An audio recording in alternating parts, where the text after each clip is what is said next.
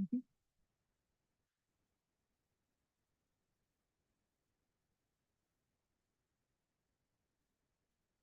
All right, I think we're ready to go. You sure? I don't know where I'll practice.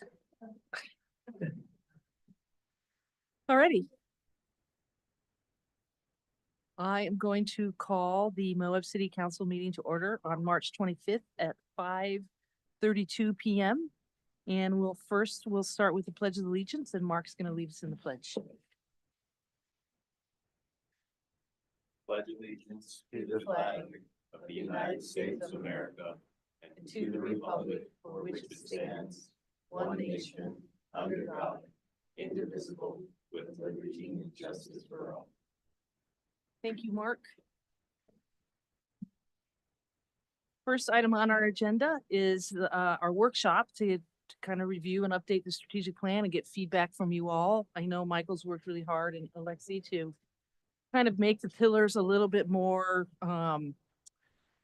readable, make more sense, more objectable, I guess, and then to talk about our goals. So I'm just going to just turn it over to Alexi and Michael to start that conversation. And then I'm going to try to hold this workshop to about an hour. If we get done sooner, we'll just move right into our regular meeting.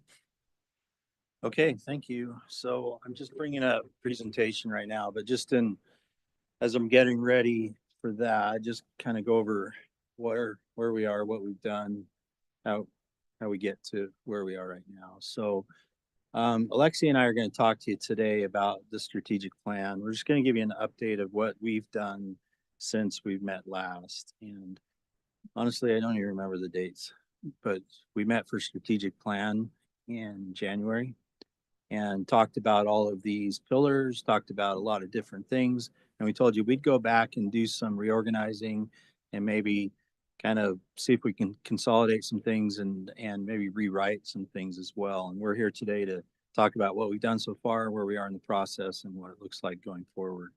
The people who have been working on this, myself and Alexi, and Danny Guerrero and Lisa Church has also been working on this. So we've met 3 or 4 times now.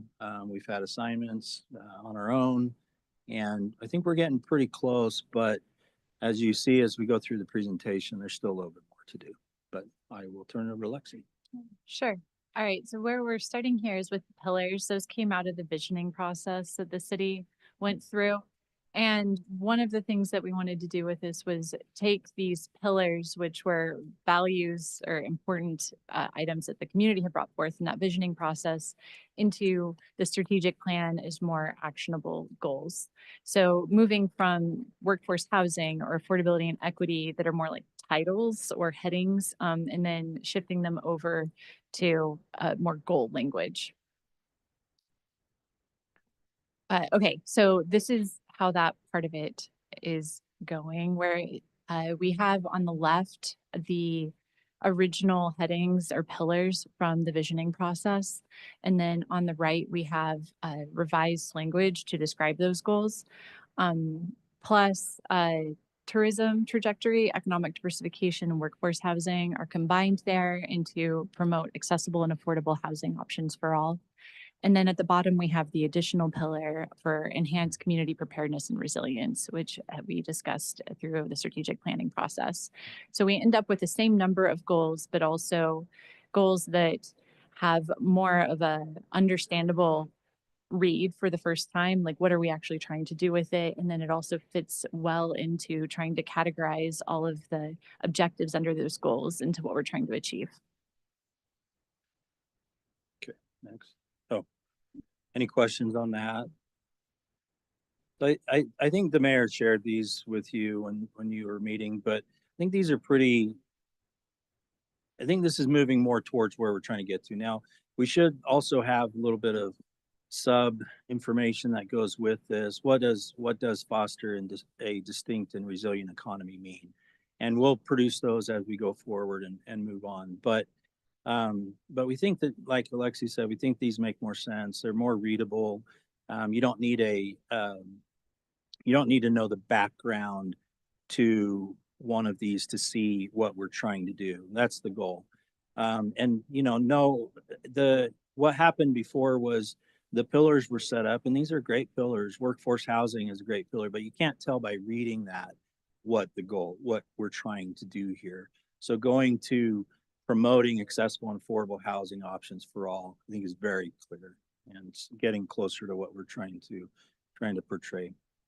Okay, so next, I have one question. Because I made some guesses about how these were transitioned. I'm curious why tourism trajectory and economic diversification is not with distinct and resilient economy. It's tied to housing. I understand why it's tied to housing, but I would have thought that would have been. well, I think that's one of the issues that, I mean, you identify a pretty good point here, and that is that for us outsiders, we are not outsiders, but coming into this after the strategic plan was built, we're making some judgment calls. Alexi, do you have?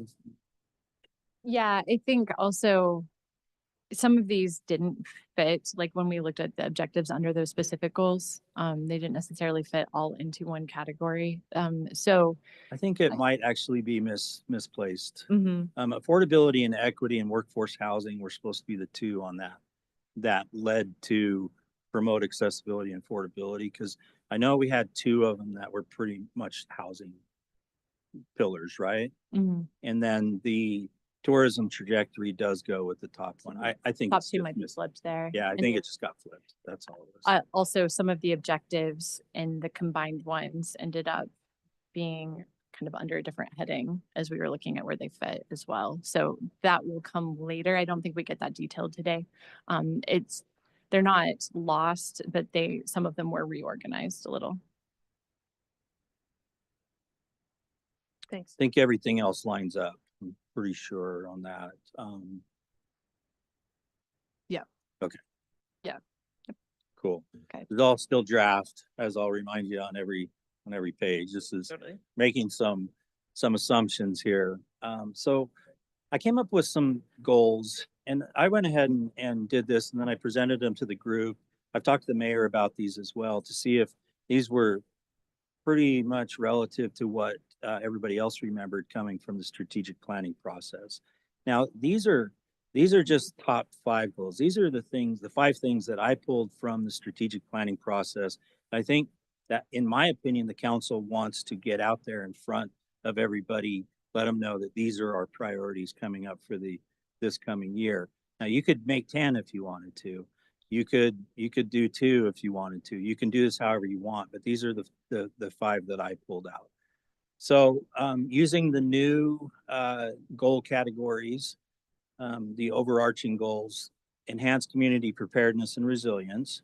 And these aren't in any particular order generally, but I did put this one first for a reason, because I think this is the one that people want to see. What are we doing about this one first? How you rank that is up to you when you get to that point of prioritizing these. But the objective here, the goal here, is to continue to prioritize policies and infrastructure projects to mitigate against known natural hazards within the city of Moab. There's several objectives or work plan items that we're working on. I think you know about a lot of those: the 300 South Bridge, the watershed study, the stormwater master plan, and there's lots of different things. And this is not an exhaustive list, but that goal is what I would see as being the goal that we're moving towards, is that moving these infrastructure projects forward and policies that will help us to implement projects and to get things in place that will mitigate against flooding or any other known natural hazards that we have. It doesn't say flooding, but I think that's probably wise to leave it broad. Any questions on that? Okay, the next one, and I'll just go through all of them. Just pipe up when you want.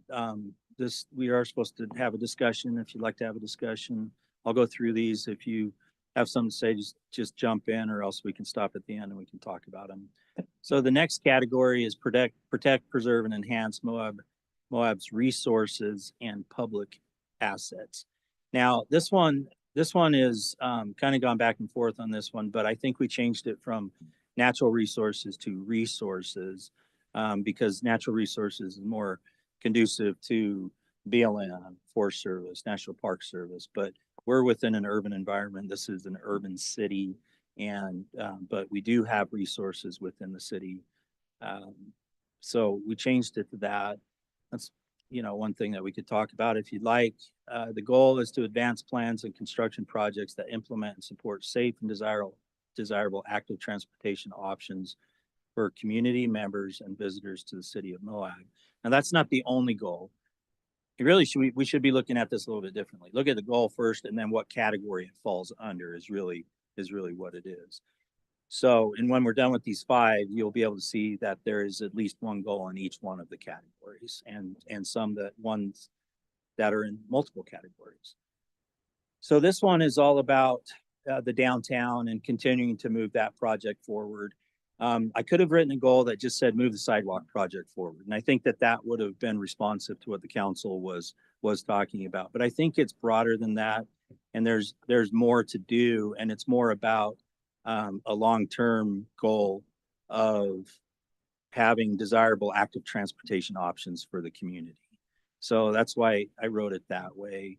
The objectives below, or the work plan items, would be to implement the sidewalk project, get striping finished, and to restore trails and creek crossings, which we know is something that needs to be done. What I would suggest for that second one, the implement plans for striping of all crosswalks, as it carries on, it would be to implement plans for regular striping of crosswalks. I think it's something we just need to do right now, and then also come up with a plan to be sure that they're regularly, I think that should be part of this. Yeah, and this goes to another point, which is the difference between, we're going to talk about the difference between what is a goal now and what is just an ongoing thing that we do. But generally, you start with a goal like this to get the priority going. And then maybe next year, it's no longer a goal. It's just an ongoing thing that we do. But I think that's a great idea to add that regular. Yeah. You step over here. We kind of talked about this the other day. I'm really, I want to be cognizant of locals and in neighborhoods, stuff like that. And I think that a lot of this, when you put downtown, locals automatically go, oh, they care more about Main Street than our neighborhood streets, and so I'm wondering if it'd be like implement plans for sidewalk and curb access ramps throughout the pedestrian shed.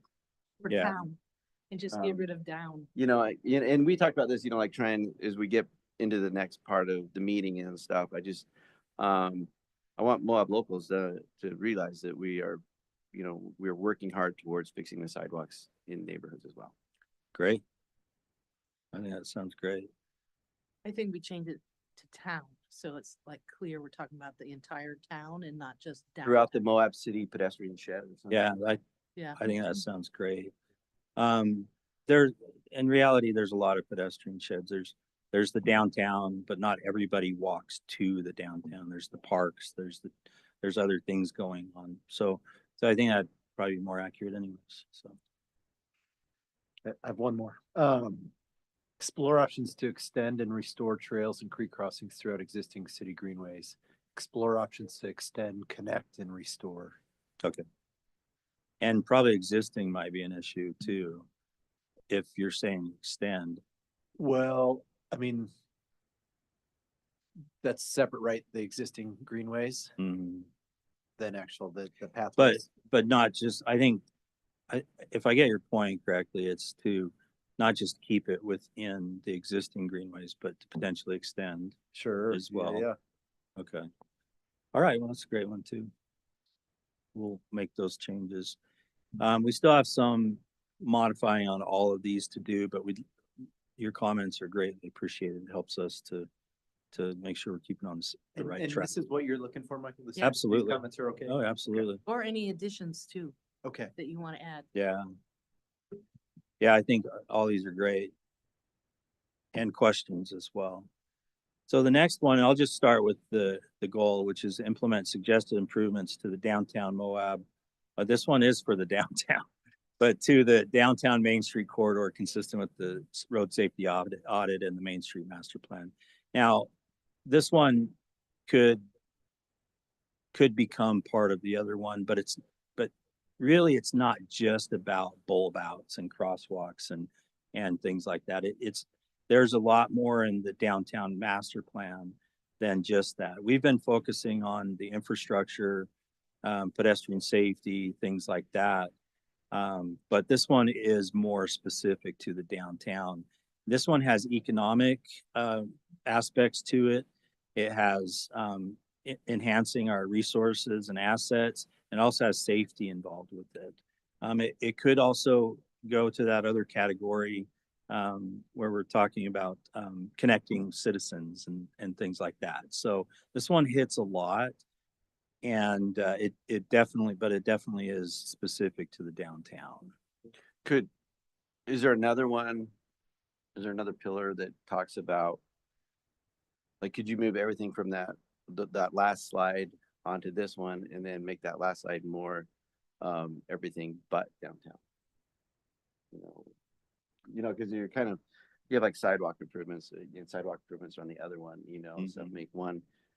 I don't know, are these pillars or are these goals? Just goals. One goal is downtown based and one goal is neighborhood based. Yeah. I think yeah, we could do that. And I think originally we were thinking the pedestrian one was going to be just neighborhood based. But we have a limited amount of money, so I actually combined those.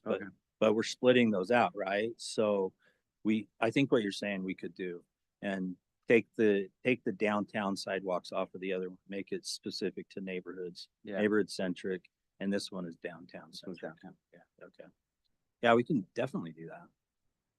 And on this one, I'm really happy to see the meet with property and business owners. I think that engagement is a really important component of this. I haven't heard that up to this point. Yeah, New. we definitely want to do that. We did get a lot of information about how people feel from the downtown Main Street master plan. And I think a lot of that is probably the same, but it's good to update that, make sure everybody still feels the same way. I think there's probably some topics that are probably like parking, probably pretty much the same, but yeah, the goal is to not only to meet with them to get their ideas, but to make sure they're aware of what's going on in the downtown and why we think this would be a benefit to the economy and the resilient downtown. So.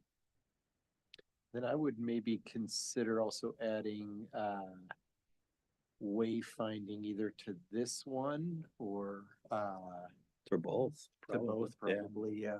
Yeah. That's a good one too. All right, so, and we can go back to any of these. If we move forward, we can always go back.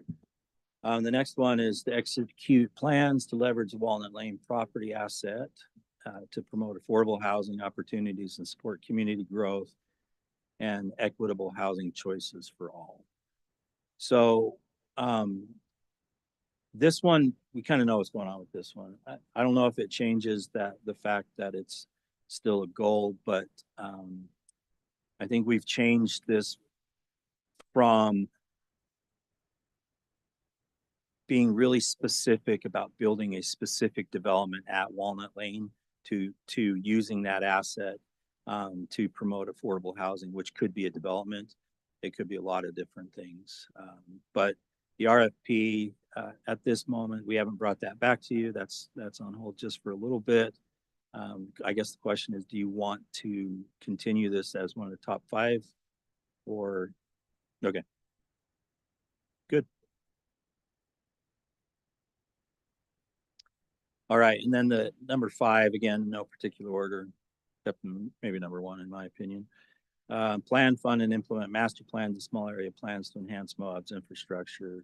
I won't read the entire thing, but this one responds to the goal to fix the streets, to get the storm drain in check, to replace sewer lines, water lines, all those types of things to do the deferred maintenance that's been put off for so long that is now become these really big projects. So the idea, again, with this one is to get the plans together so that we can get moving on projects, so that we can do regular maintenance, so that we can make sure that our infrastructure is in good working order, and that that we have a limited amount that is not.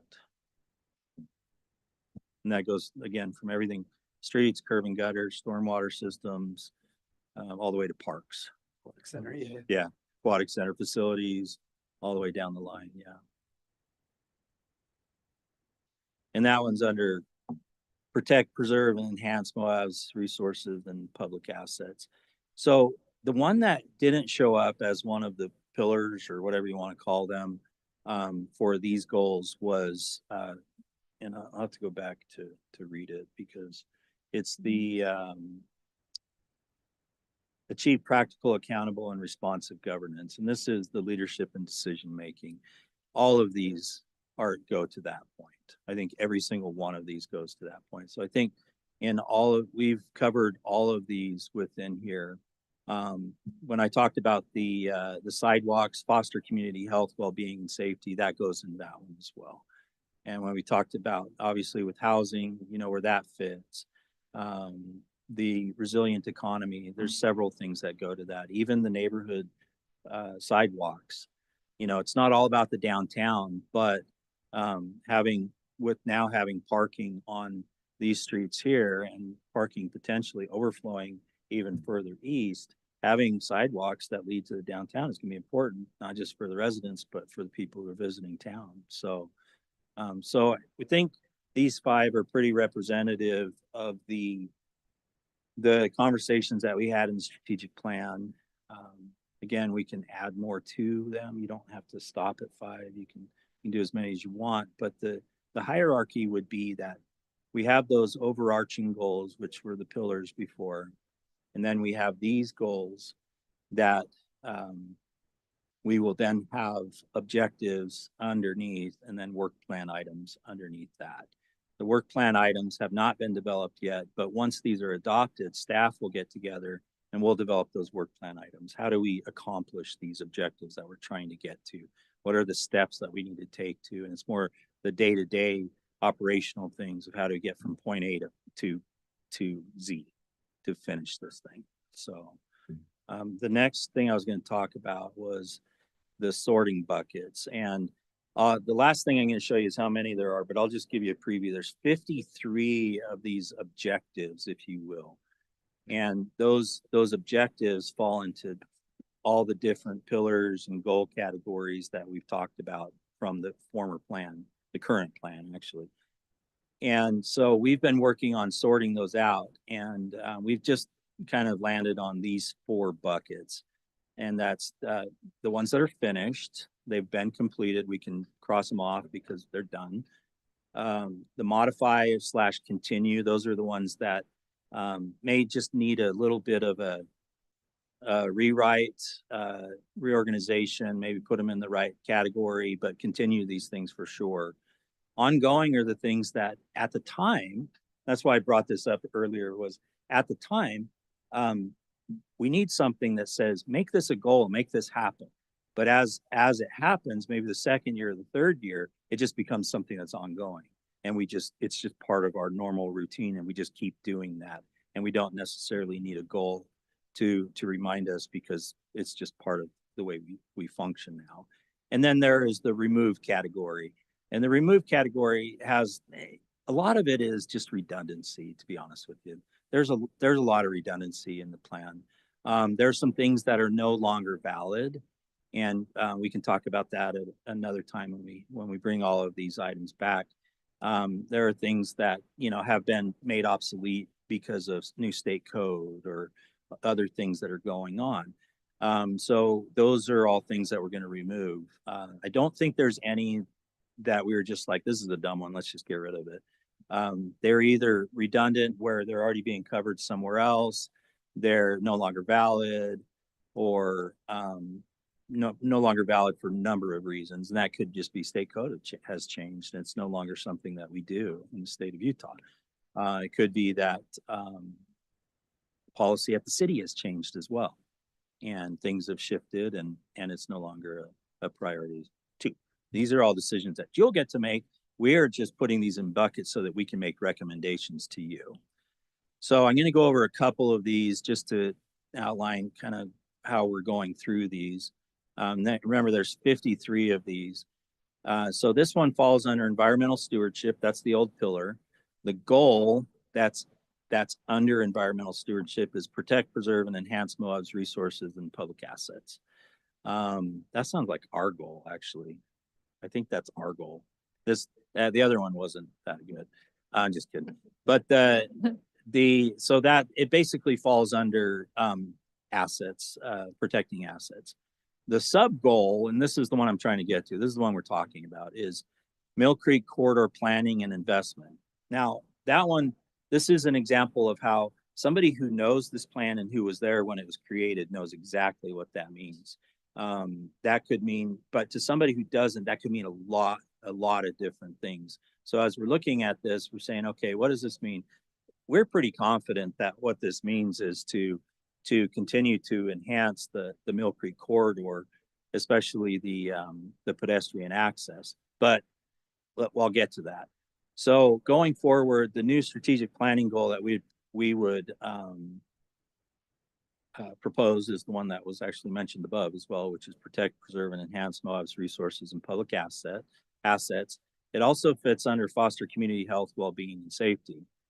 The updated objective, which is the sub goal above, sorry for the difference in terms, but create and carry out a plan for the Mill Creek corridor that improves access, protects the environment, strengthens community resilience to flooding, and preserve the area's natural and cultural resources. So that may not be the goal, the objective as it ends up being in the end, but that's kind of an example of how we would take one of these objectives or sub goals and turn that into a working objective where we can see what we're trying to accomplish, what areas it hits on. What we're trying to do is we're trying to carry out plans that do these things. We're trying to improve access, protect the environment, address flooding issues, and preserve the area's natural and cultural resources. The work plan item would come next, and staff would put together a work plan that would say, okay, how do we do this? And we'd probably break this out to where we would say, okay, what are we doing right now? Well, right now we're doing plans that are related to the resilience and flooding.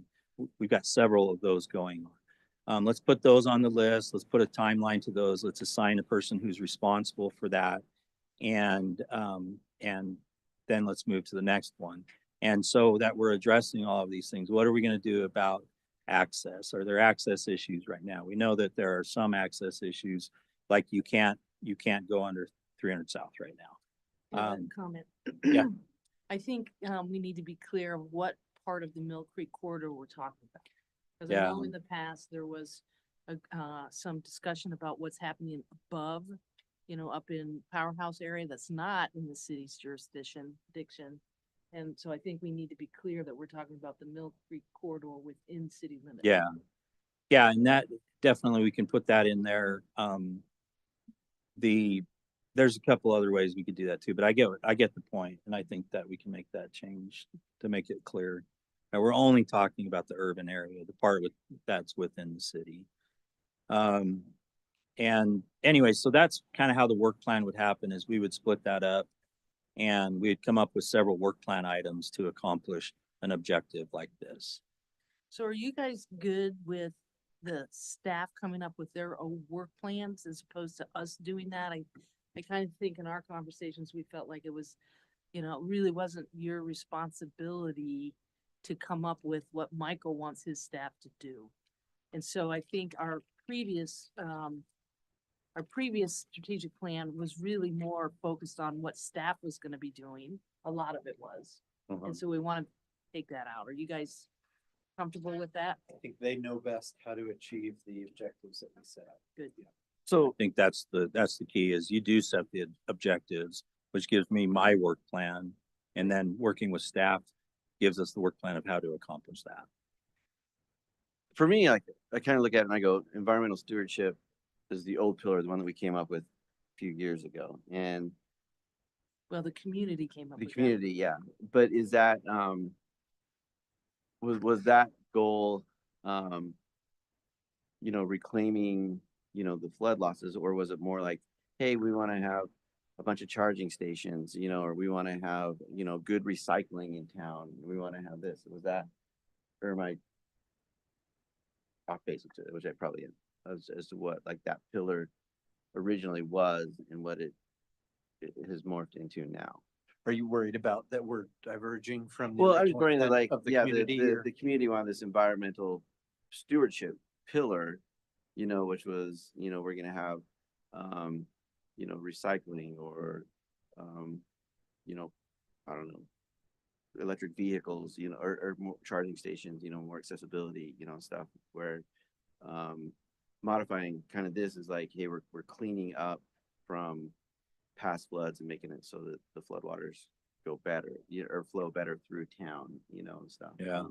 It- Could Lexi respond to that? I think you probably had some comments. Yeah, I thought about that one too, because in this particular one, the natural resources are included within kind of a broader goal. So I think it's possible to be more specific that we're including natural resources in this, but it definitely, the new goal is broader, even though it does also encompass what I agree with you. Environmental stewardship was not just like EV chargers, but some of these like green stormwater infrastructure kinds of things.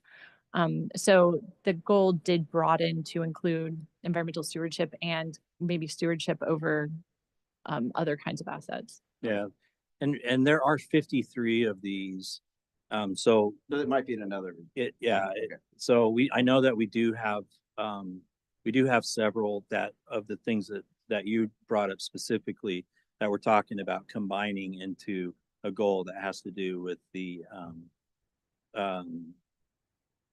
master plan that, and I'm blanking on it. If it's the natural, The sustainability plan. sustainability, yeah, it's that word. I don't know how I forgot that word. Looking right at sustainability. I know. So the sustainability master plan, but as we go through those, we'll present all of the old ones so that you can kind of track where they go and if they're being followed up on. Just so we don't lose anything. And you guys you're more connected to the community as representatives of the citizens directly. They elected you. So yeah, we are looking to you to say, whether we are on the right track or we need to move. And to your point, Jason, which I think is a really good point. I mean, how beholden are we to the original intent of this and, and the community's input? But I do think that, like the flooding is a perfect example of how community priorities have changed over time. And that I think that we should be, guiding that change of the plan to reflect what we're hearing from the community. But I think it is really important to honor that in some way, that was the original intent and that this was a community developed strategic plan. Right, and the pillars, when they did the pillars, it was before the floods. Exactly. Right. Yeah. Yeah, and that's what, Lots changed. So Yeah. things changed, and that's gonna be on, there's always gonna be something that comes up. But like, I think like we were talking about before, like, I think, yeah, you guys figuring out kind of what you can do with those pillars. And we did, like, when we were putting this together, we have thought through sort of some of the visioning process did come up with some goals. And so we're trying to track goals that came out of that plan to make sure they're not lost and then kind of funnel in. This is an ongoing process, but right, we have these other plans. I was presenting to a sustainability class today and I was like, we do pursue things in the sustainability plan, but also the transportation plan has sustainability goals in it. And also so we're trying to funnel those into the pillars to just make sure we're not losing goals that we ask the community for in other planning processes. Yeah, we do see it as a red line process. So you'll see everything. Okay. Everything that was there before and what we're planning, what we're proposing to do with And it. just so you know, we'll have another workshop. Yeah, we're not asking you to adopt. Okay. anything. There'll be more. Because we have like 25 minutes and are we gonna go through 53? No, we're not. We're not doing that one tonight. No. Oh, we'll be here all night. No, But- we haven't. We have put all 53 into buckets, but we haven't gone through and modified those yet and suggested Okay, new goals and things like that. So, okay, so I wanted to do another example, and this one's going to be under ongoing. So the old pillar, which is just how it was organized. And I can't believe I put the new goals up there, but let's just jump down to sub goal, which is updates to internal documents, salary survey, personnel manual. Now, this one, it may have been required at some point that this is something that the council at the point wanted to signal that this was a priority. This doesn't need to be continued as a goal moving forward. These things have largely been accomplished and then operate on timeframes. Another one that's like this is backflow evaluation and doing backflow checks, and backflow education is something that I don't know that we need a goal to, and that one is interesting because it's actually a state, it's something that we should be doing to protect our own water system. But there's several like that, and we'll show you every single one of those and why we think it's ongoing. And when it's ongoing, we're not getting rid of it. It's just already programmed into our work plan and doesn't need to continue as a goal. Okay, so we have 53 objectives.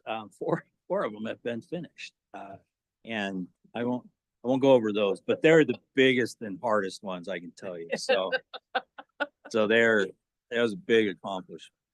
A lot of these are really close to being finished though, so it's not really fair to say, oh, these ones, only 4 have been finished. So all of these have been worked on. So the modifier continue, these are the ones that we definitely think they're still a priority, but might need to be modified just a little bit. There's 22 of those. There's 17 ongoing, and I just explained what ongoing was, so I won't do that again. And then remove, again, a lot of these are related to, they're just redundant. There's a lot of redundancy within here. And then again, there's things that just are obsolete now as well. So, but in the end, that'll be your decision of whether or not they get removed. These will just be our recommendations, and the numbers could change by the time we actually get there. We might move these around into different buckets by the time we get back to this next presentation. That was pretty much it. We just want to give you guys an update. The biggest thing is we want to see, do you have any objections to the way that we have restructured these, which is in the blue? And then also, what do you think about those top 5?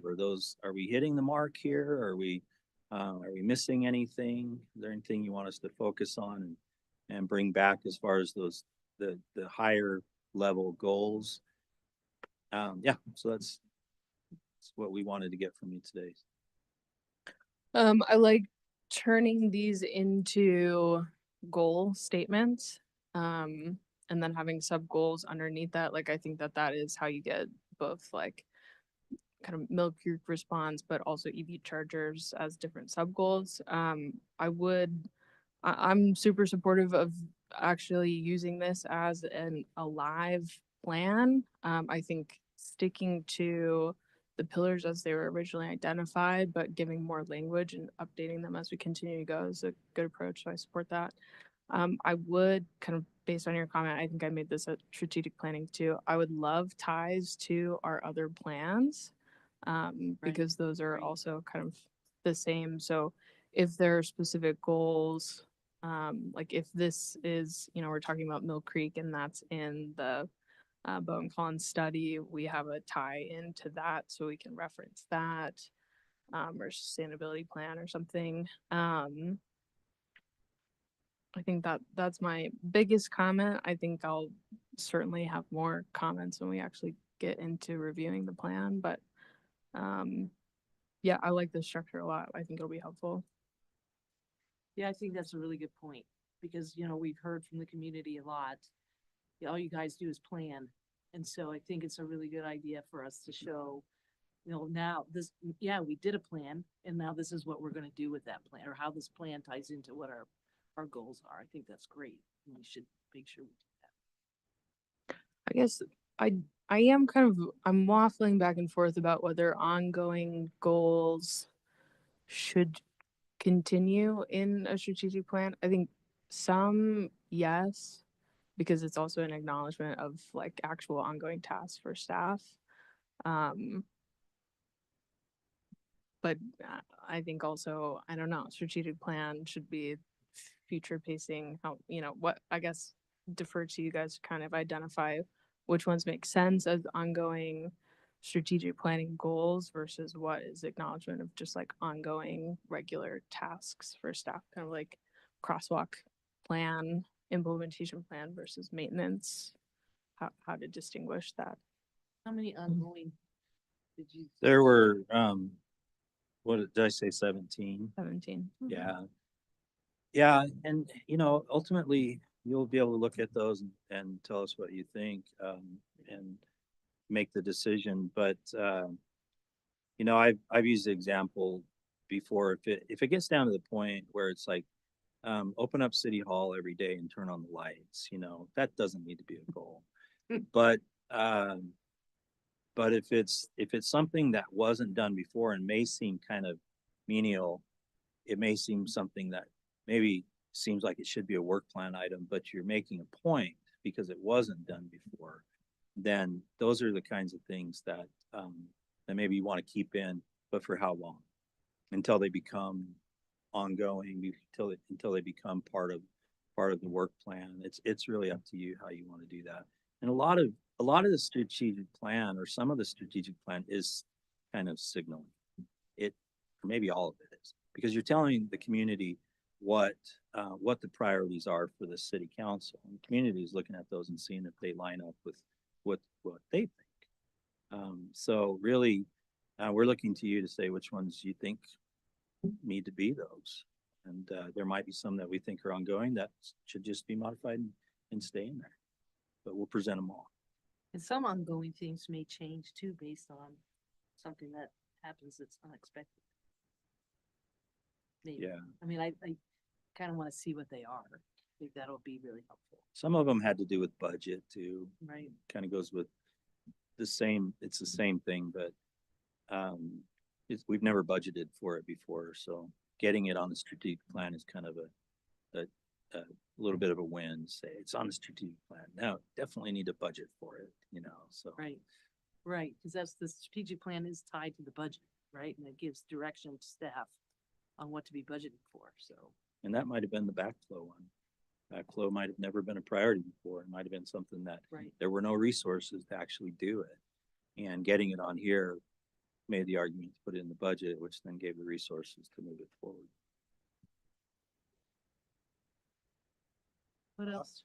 I would just in closing just say how great I think it is that we have somebody who's assigned to strategic initiatives and is going to be just watching this and looking after this, because I think that this is something that has kind of fallen by the wayside, not often checked on. So I think that the new structure is going to be really beneficial to seeing some of these things through. So thank you. I agree with that. And I think we talked about it too, is doing more updates. I mean, it seems to me we do our strategic plan in January, then we approve it, then we go back to it in January. We have that great website that shows you what % is completed, but that's just busy work for staff to get it to the place where it's accurate. So I feel like we probably want to maybe have quarterly updates, Yeah, I think that's what we talked about, isn't it? Yeah. Yeah, I think we can do quarterly, and we can also consider whether sometimes when staff are coming to give updates, they are on something in the strategic plan. So we might also do a better job of pointing out when you're getting an update that's related to one of these goals. Yeah, we talked about updating the agenda summaries. Yeah, and I having actually it- put one in this time. If you read it, I'm sure you all did, but you will recognize that the one that I did for this agenda item, I used a different format for that. And I'd love to get some feedback on that, because it has things like what goals does this go towards and what kind of fiscal impacts will this have? And you answer that for every question, every agenda item. So it's kind of a test run. But I'm sure y'all noticed and we're gonna say something, but Yeah. I did notice.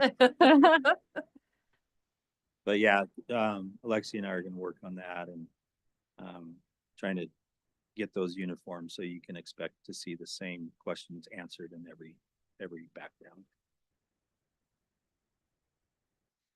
I like it. Everybody just went and looked at it. Huh? No, everybody just looked. Yeah. See how wonderful it Again, they looked again. is. Yeah. Well, Anything- having the context for, I Yeah. noticed the change in the Yeah. agenda summary, but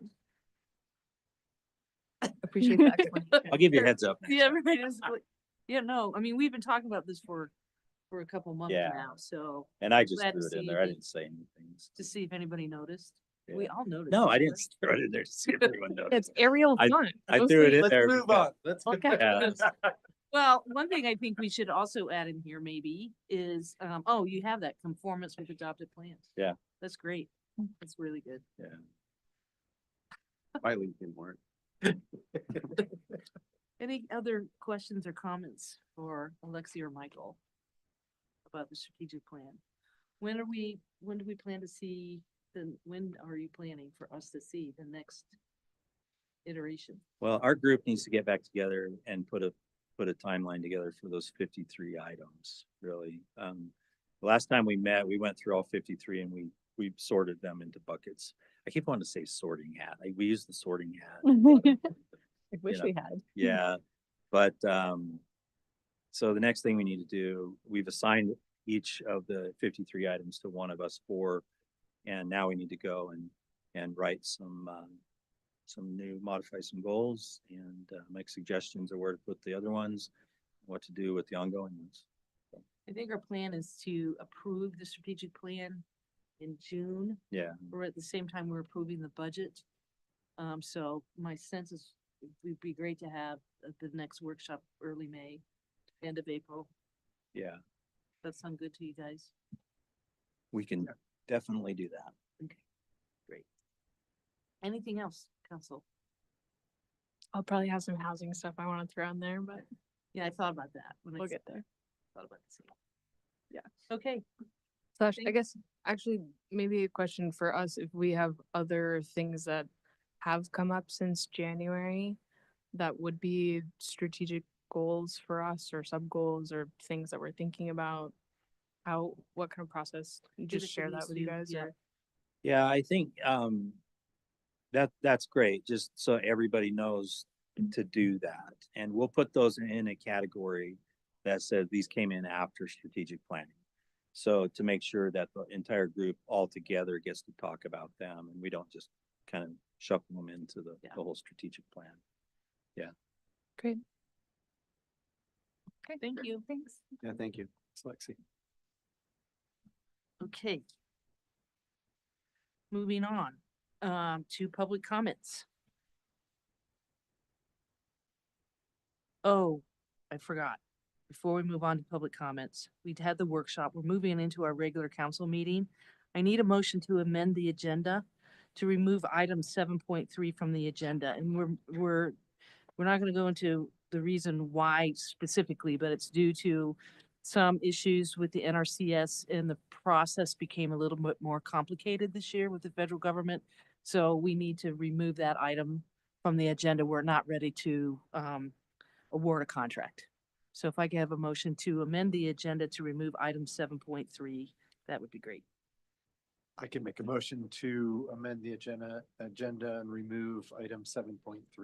Thank you, Colin. Second? Second by Tawny. Discussion? All those in favor say aye. Aye. Any opposed? Motion passes 5-0. All right, so 7.3 we will not be talking about. So now, we move on to public comments. Do we have anybody? Have you filled out a form? I haven't, I got here after y'all would start. Okay, so come on up, fill up the form, give it to Michael, but while you're up there, just say your name and 3 minutes and welcome. Thank you. You can fill it out after. Great. I was Yeah, gonna say, I yeah. mean, I can Fill out- do it just now. need it- We're all gonna watch you, Phil. Perfect. My handwriting will totally be good still. Excellent. So I'm Zandra Upland. I'm here on behalf of Beacon After School Program. I have been the director there for the last 4 years. And we typically serve between 350 to 400 students. We're at 380 right now. And I am in front of you because of some funding changes that have happened this year. I know that some citizens may have reached out to y'all on our behalf. But basically a lot of state and federal funds that have funded our program in the past are disappearing even before the most recent cuts to state and federal funding. And so we are pivoting. We are looking for ways to keep the program running. And so I am here to put an ask in front of y'all. We get 25,000 a year from the school district as a contribution to keep the program going. And this year we are asking the city and the county to match that contribution to keep programs running. Right now, we're looking at reducing services by about 60% next school year. So we'll be serving approximately 200 fewer students for the next school year. So I have a little bit of information for you about why a program like ours is so important. The hours between 3 and 5 are a critical time for youth in our community. Research consistently shows that these are the peak hours for juvenile crime, risky behaviors, and academic setbacks. Beacon After School directly addresses this by providing academic support, enrichment activities, and positive adult role models, which keeps our kids engaged, supervised, and learning. Beacon doesn't just help our students, it strengthens our entire community. We have 20 years of experience providing programs that help our youth, families, and the community at large. We do this by boosting academic success and workforce readiness. We have homework help, STEM, tutoring, college and career exploration, and research does consistently show that there are long-term economic benefits for a program like Beacon. We run K through 12, which is fairly unique. There are other places that have programs like ours that are a little bit more split up, but kids can have that consistency from kindergarten through 12th grade, as well as their families. We do see that for every $1 spent on prevention programs, like Beacon, communities save $3 in other crisis resource programs. Peace of mind for parents. On our last survey, we saw that 87% of parents support public funding for out of school time programs because it provides that peace of mind while they're at work. We also see that it boosts workplace productivity. It saves on average about $800 to $1,200 a month for each worker who might otherwise, for businesses who might otherwise miss work to provide childcare. That's based on the amount of hours we provide and how often we see students typically. We also, when we calculated out childcare costs in the community, Beacon is a free program. And so on average, it saves about $600,000 in childcare costs for the Moab community. That is more than it costs us to run the program. Okay. Sorry, I could go on forever about the program, so I put some notes to keep me brief. So just talking about a proven partnership for the last, since 2008, Grand County School District has contributed this 25,000 because of the value of the program. An investment from the city would let us expand what we'll be able to maintain next year. It will allow us to focus some of our efforts on that fundraising and bringing in even more funds to continue the programs to the fullest extent that we can. That I think that's most of what I have to say. Would love to work together with you on supporting our youth. Thank you. Thank you. Fill this out and get it to you.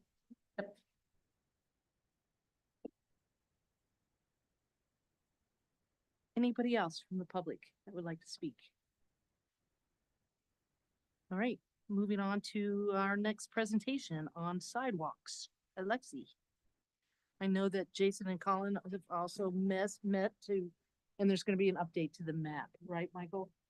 Yes, Alexi will run you all through that. Okay. Okay.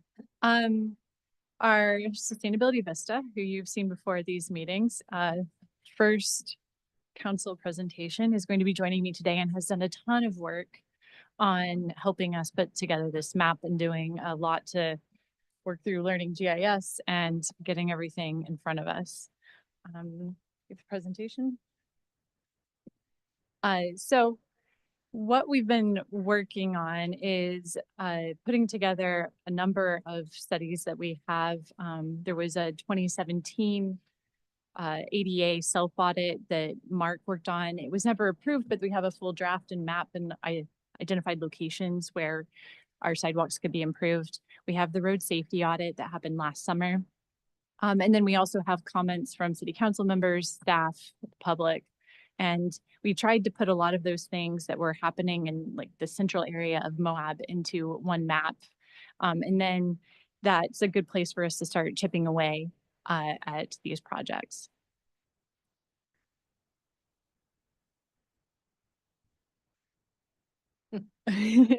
We'll get to it.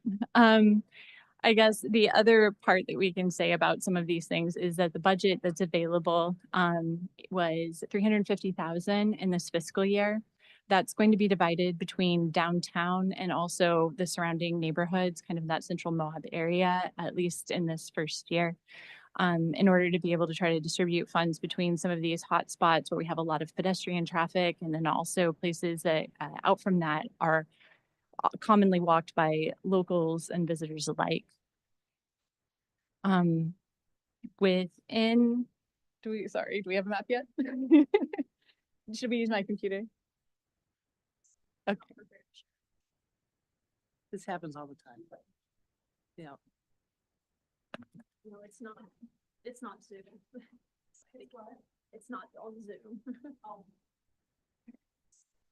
So, trying to open it in PDF. It's not very nice. Yes. Sorry. Let me get into my computer.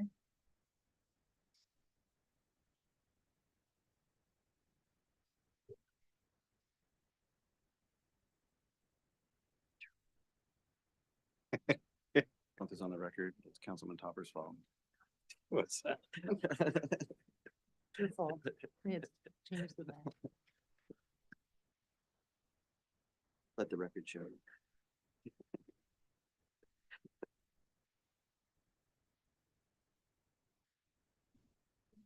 Yeah, it's not very nice. Hang on, let's see. Good news. All right. I'm going to join the Zoom meeting. Happens It's to okay. the rest of us. It happens. All the time. Right.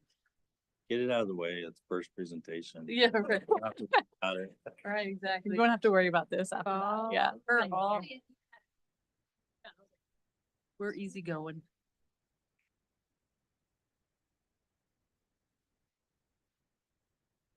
So now everybody else is worried. What?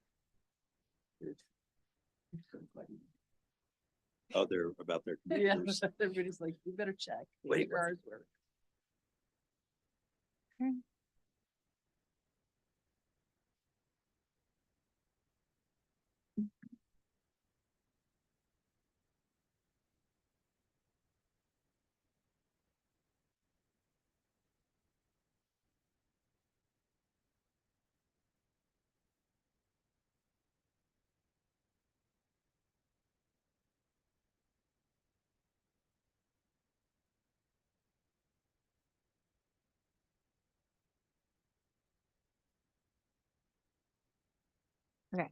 I think we're going. There it is. Yeah.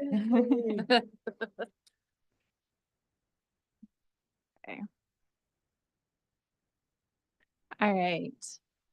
We'll go back to the map. So this is the map Sydney put together. We broadly categorize some of these things. So purple is sort of the most important things. A lot of those are missing sidewalk. Red things are slightly less critical, which mostly are heaves, both from frost and trees.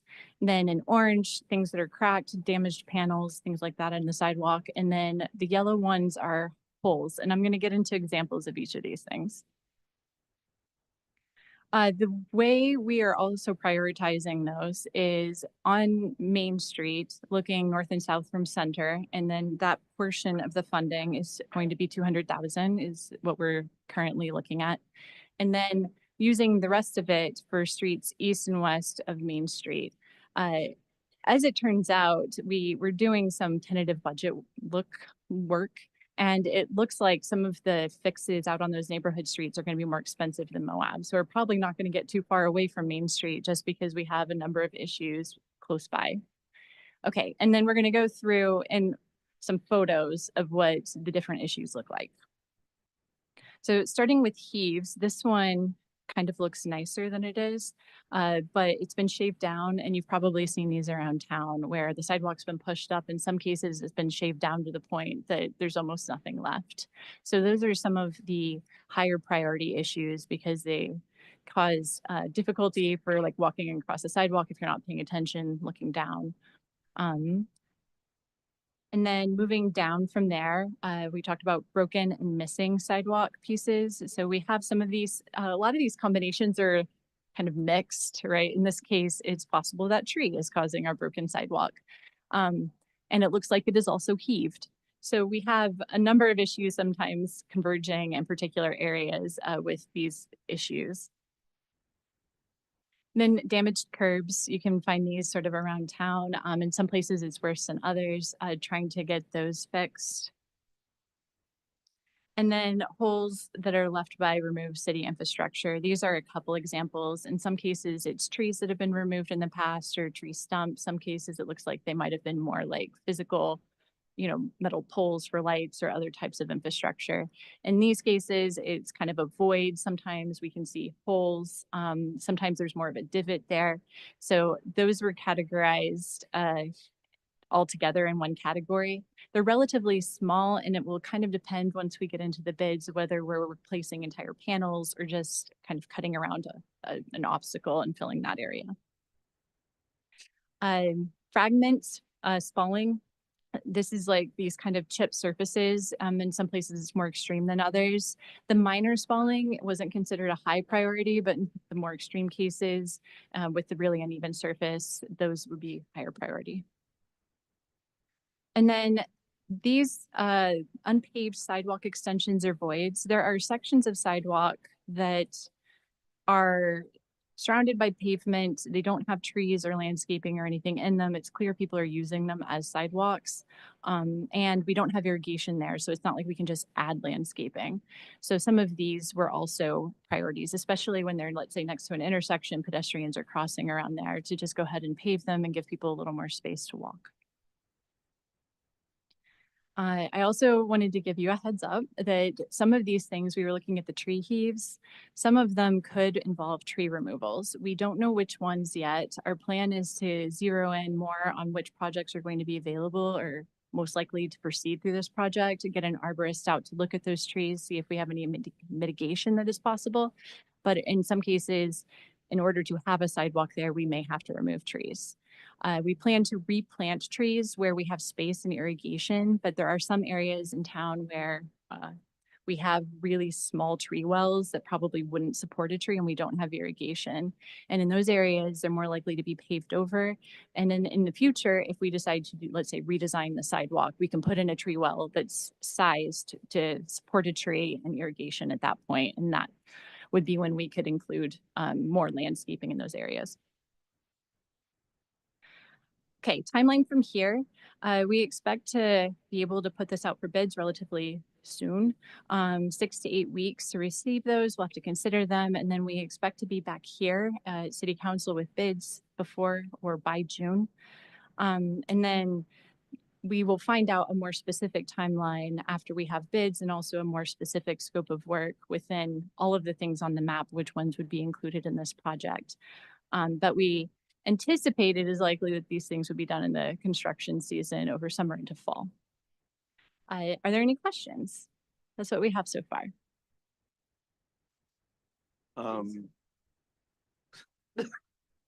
Lexi dealt with all my questions the other day. So how is this gonna get bid?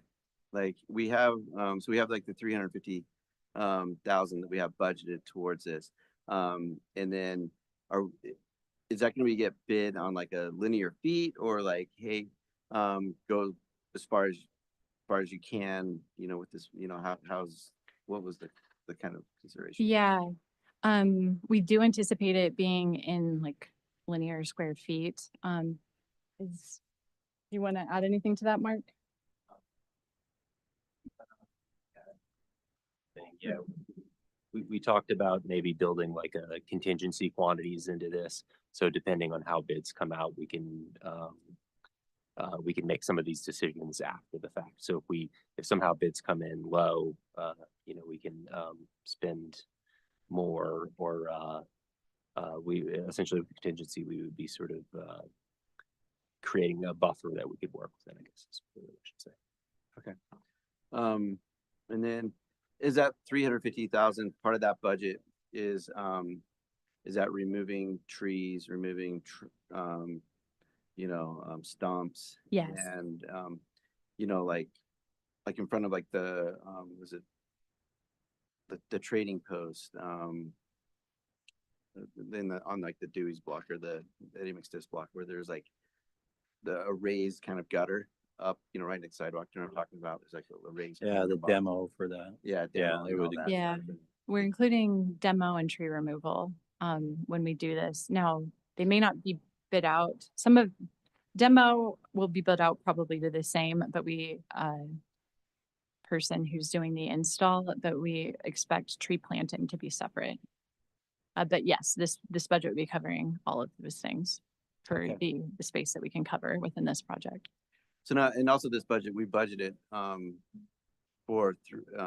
it's a 25 budget, so even though this budget will this budget carry through to the fall because we'll approve the budgets, we can have it go past fiscal year into fiscal year 26 because it was budgeted. Yeah. And then we can kind of decide where to go from there, right? Mhm. Okay. And I think we were hoping for CDBG funding so we could bring this budget up to 5. But we had CDBG money that we were using for the Swanee Park playground.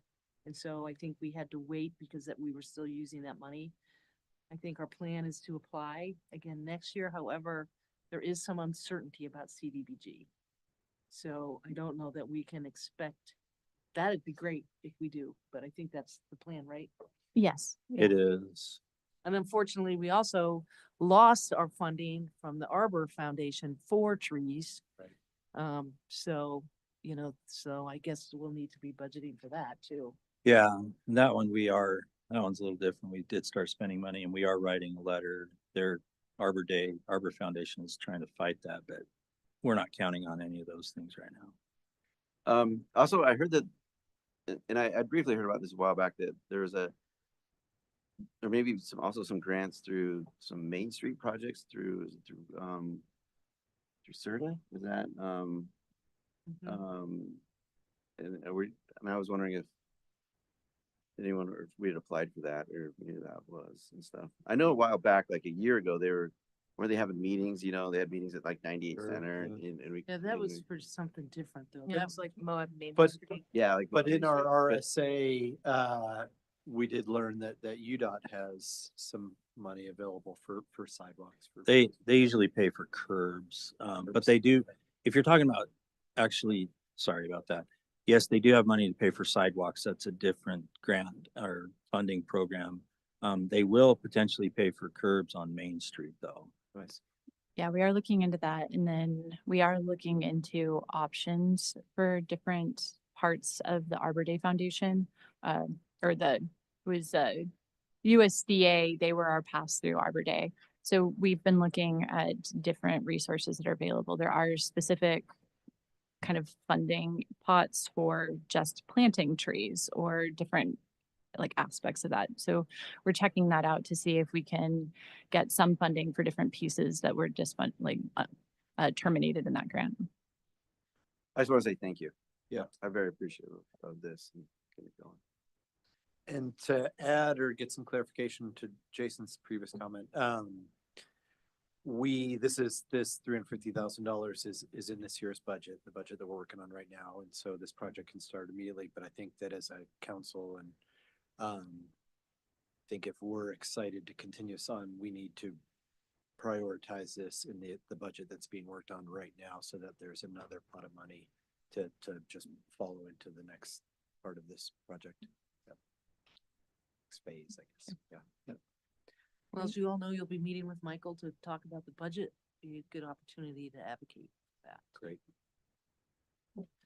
Thinking about future years and Jason's comment about like other areas outside of downtown core. Kind of if you have thoughts on other priority areas within the city to look at for future years, or how we start moving kind of outside of Main Street to continue this. Yeah, we're working on getting a more powerful computer to handle the mapping here. We have a fuller map that includes, it is still kind of that central area of Moab, but the sidewalk audit had more things identified. And then I think beyond, once we've knocked that out, then we would probably have to continue like auditing sidewalks farther out. And is there a plan in place for, I know there, it's, the parkway is very painted up. Is there a plan in place for funding those repairs, or could that fit into this in the next phase of this? Well, I don't believe there is a plan for funding it beyond this. We can create another project for it.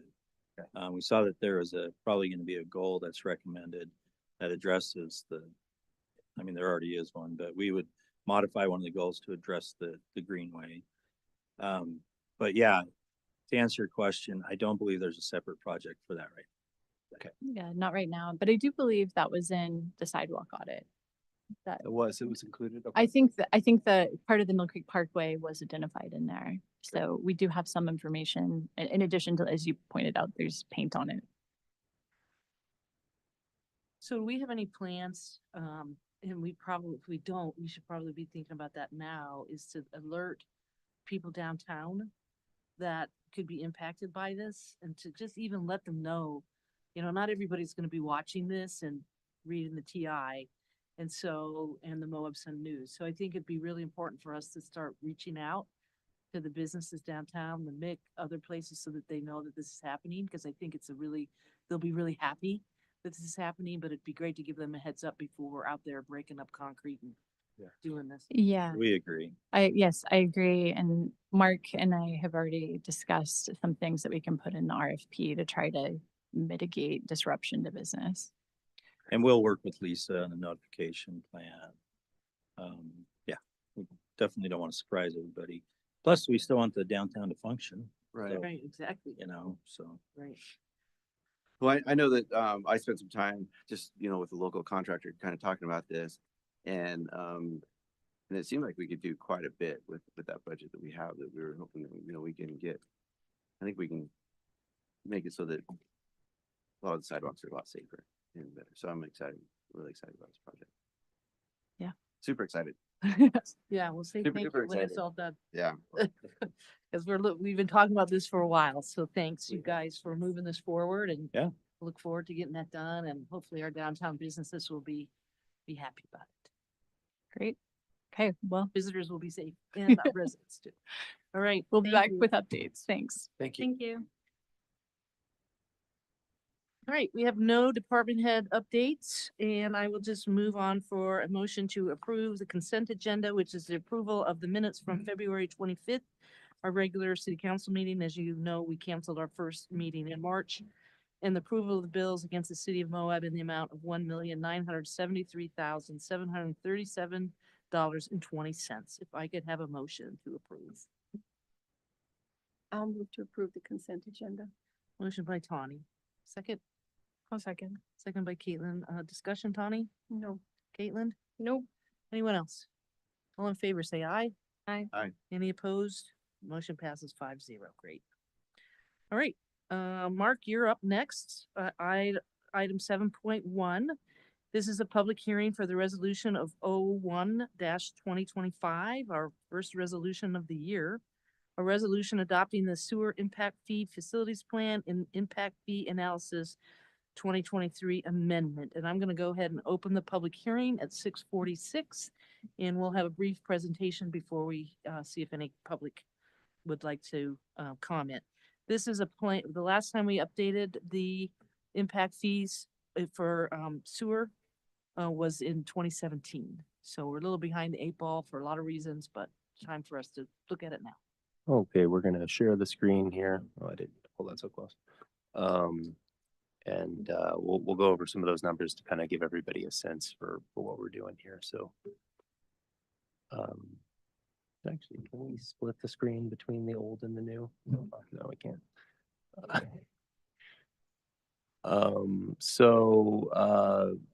We first, I'll start with the caveat that we first got this back in late 2023.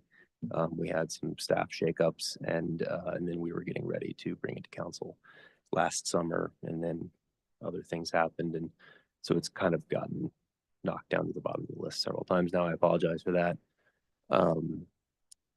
So if we're looking at this table here, we would be picking up on that 2025 column with those fees. So those are the ones that we're looking at, and this would extend through to 2027. Can we see all? Is it having? Oh, okay. So these updated fees would cover the period 2025 through 2027. Okay. So these are our sewer impact fees. Like the mayor said, they were last updated in 2017. This is an update to an older plan that was approved back in 2016, simply to raise the impact fee amounts themselves. This is based on updated construction costs. And beyond that, it doesn't really do much.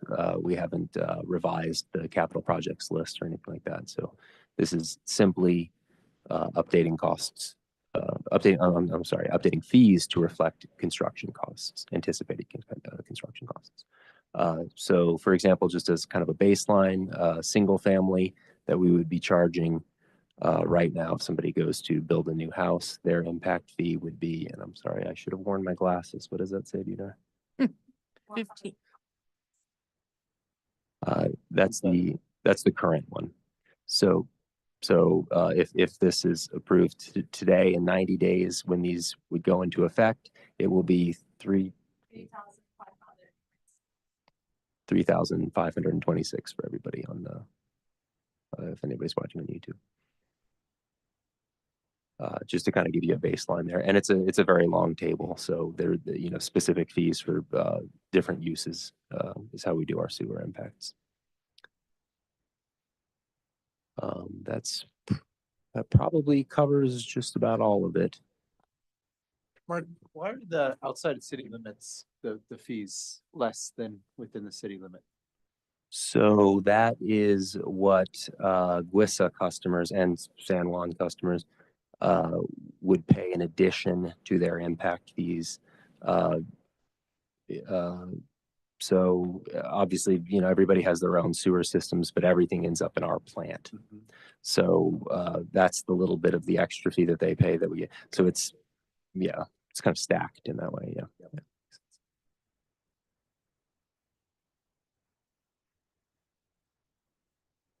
So is it almost doubling for like single family? Am I reading that right? Like a single family residence in 2025 is 3,526. And right now it's 1566. That is correct. Yeah. Yeah, and that's pretty interesting because the next one down is multifamily, 2-bedroom or larger, Yeah. and the increase is only $400. Yeah. Why?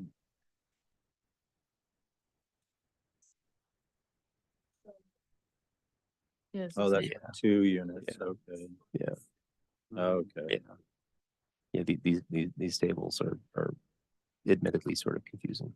So the base unit is 3,132, and then it's like a well, no, never mind. So single family residence is not based on bedrooms in that home. It's just you could have a single family residence with 8 bedrooms and it's still going to be that amount. Yeah, and have we multi-family, which is like a duplex or something, right? And yeah, okay. that is admittedly sort of a lack of resolution, let's say, that we do it that way. Conceivably, we could look into charging by room or something like that, and that would just add extra categories. But this is our old original study did it this way back in 2016, and we've just sort of continued that. Can I ask a question? Sure. I think the big question that I think needs to be answered is why big jump like this? Because it is a bit of a jump for some of these. Is that because we were behind for so long and we just haven't made the change, or? So, yeah, so it's similar. The reasons went up in 2017. This is strictly, construction costs. So originally in 2016, they, our consultant, Bone Collins, they, estimated what the construction costs would be, and then that's reflected directly in the impact fee. Then we came back very shortly afterwards in 2017 and said, oh, actually, those costs are not looking super reliable after only a year. We updated it then. Costs over the past in the 6-year period between 2017 and 2023 simply went up. Yeah. That's what's reflected here. And it's been 6 years, so it's not just that it's gone up over the last year, it's gone up every year consistently Yeah. for 6 years. Yeah. And this is a catch up. Yeah, exactly. Yeah.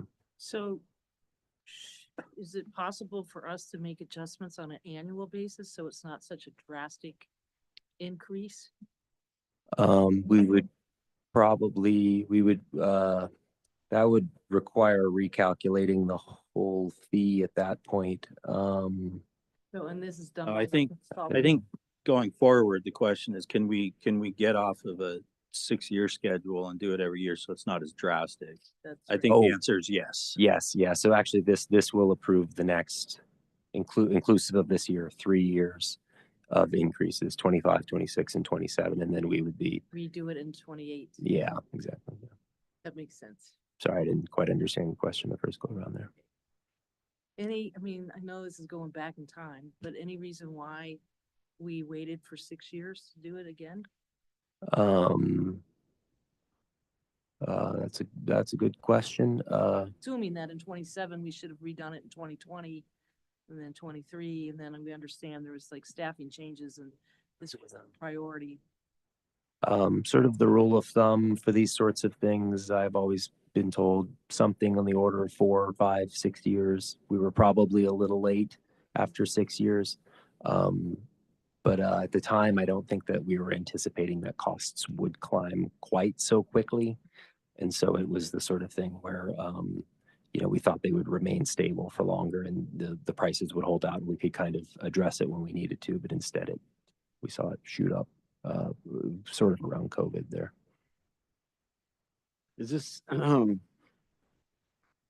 mean, in the big scheme of things, like in a scheme of like a 30-year loan, it's not huge, but I mean, doubling this, is it a barrier to home ownership or home acquisition for people, which, Yeah. I don't know. So, How would this impact your development, Caitlin? Well, the last time we paid impact fees was in 2019. So, but I mean, it's a big jump. I think something that I'm watching, well, I mean, every cost is a new cost. I think financing is more expensive, infrastructure is more expensive. It's just yet another kind of tick, especially the bigger the project gets. Just kind of like this critical mass of if it's a big enough project, you can absorb it. But I think for a lot of the like kind of middle scale density, it's every cost you feel, and that just like really eats down on your profit. But this is something that we can have in our toolkit, right, with affordable housing projects to waive impact fees to. Mm-mm. No. We cannot, No. this is, Well, Well, we could. You could, but we you wouldn't. could adopt a policy to do that. Yeah, I don't think we want to. okay. So can I jump in for a sec? The reality is that, I mean, this is a big jump. There's no way around that. This is a pretty big jump, and it's because we haven't done anything for 6 years. But the reality is that every time a development comes in, there is an impact on the systems that it attaches to. Impact fees are supposed to be consistent with that per unit, with that that impact that they're having on the system. These numbers, what's behind these numbers is a big study that says this is the infrastructure that you need, and every time you add a unit, you have to consider that you have to start looking towards these projects coming up. Once you get to a number of units, you have to do new projects and enhance the size of facilities and infrastructure. So there are numbers behind these that say that in order to keep on track with the impacts that these developments are having on the community, you have to charge these amounts. You have to charge it to keep it on track. The alternative is that if you don't charge what the studies say, and of course we assume the studies are right. We pay people a lot of money to do these studies that do this all over the place. The studies, if they're right, and we don't charge this amount, we still have to pay that impact. The impact is going to happen. And if it's not attached to the building itself, and remember, this is per building permit. This is the building permit. It's not buying a new house or anything like that. Moving into a house that's already built or anything. You don't pay these more than once. It's only one time. And if we don't recover these costs through there, then the general fund will be taking care of it. And then it's being subsidized by the general fund. Now it's a policy that the council can look at and say, we want to pay these through impact fees, or we want to pay these through a variety of other sources. But when it really comes down to it, the plans say not paying for it isn't an option. Well, I understand that, but also we've gone 5 years with playing with not people paying not what the true impact fee is. So we're already behind the 8 ball, and are these impact fees these impact fees that are being proposed now trying to collect some of those lost fees, or is this the true impact fees of what it is right now? And so to me, I think like you have this huge jump, people are planning on building a house in 25, 26, that their impact fees for this have doubled, and while it's $1,500 more, it's still doubling, I get it, I get where we need to be, but I also think that it's a pretty impactful jump, So let's answer that question. Does this include a catch up, or is this just going forward? We've lost that revenue that we should have collected for the last 6 years, or are we making it up with this? That is a very good question. I'm not sure that I can certainly answer that exactly. I would have to say that we are, because, we haven't done it for 8 years. And so there's got to be an element of getting to this place. So there is a catch up over time, but I don't think these costs reflect all those 8 years. I mean, I don't know if I make any sense, Mark. Yeah, Maybe I don't think they're They like shouldn't. overly inflated. I mean, Right. inflation went up 9% in 2022. Absolutely, I believe that this is the cost These of the numbers. impact. I guess my question is, I know that there were 2 projects that were added into this calculate, all the other projects were the same. I don't know if that would be the only other thing that changed. I don't believe so. That shouldn't have raised it significantly. I guess I'd also add that the way we calculate these impact fees is, and I think this maybe answers the question earlier, is that if someone did pay an older impact fee, the lower one, they would have sort of been considered vested into that cost. And so, the way these are structured is that you're only paying for the increase. Right, but we've Yeah. also seen, so Yeah. if this calculation is true, over the last 8 years, we should have seen the fund balance dropping quicker than the fund balance has been sustaining with the new impact fees. Exactly. And, Yeah, because the fund balance, yeah. obviously the money being put in, the impact fees haven't been keeping up with inflation, so. Yeah.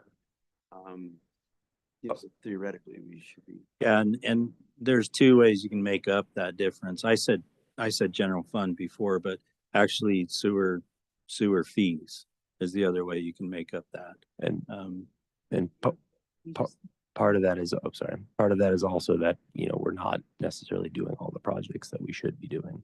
Right. So we're just not spending some of that money. yeah. We took out a bond and I don't remember, I think we took out a couple bonds for Yeah. sewer, but we're getting close on the amount of money we have left in that.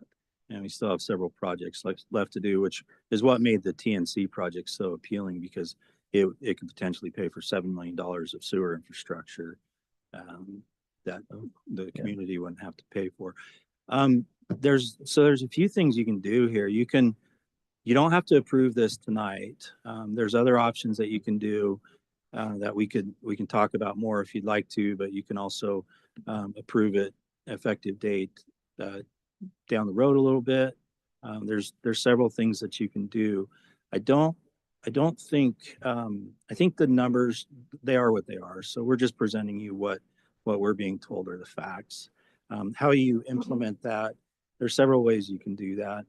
You can do it now, you can do it later, you can look at other policy options. We can take another look at the sewer master plan. There's lots of different things that we can do. But if you don't feel comfortable doing this tonight, by all means, we can spend 6 years. Think we can wait another month if you need to.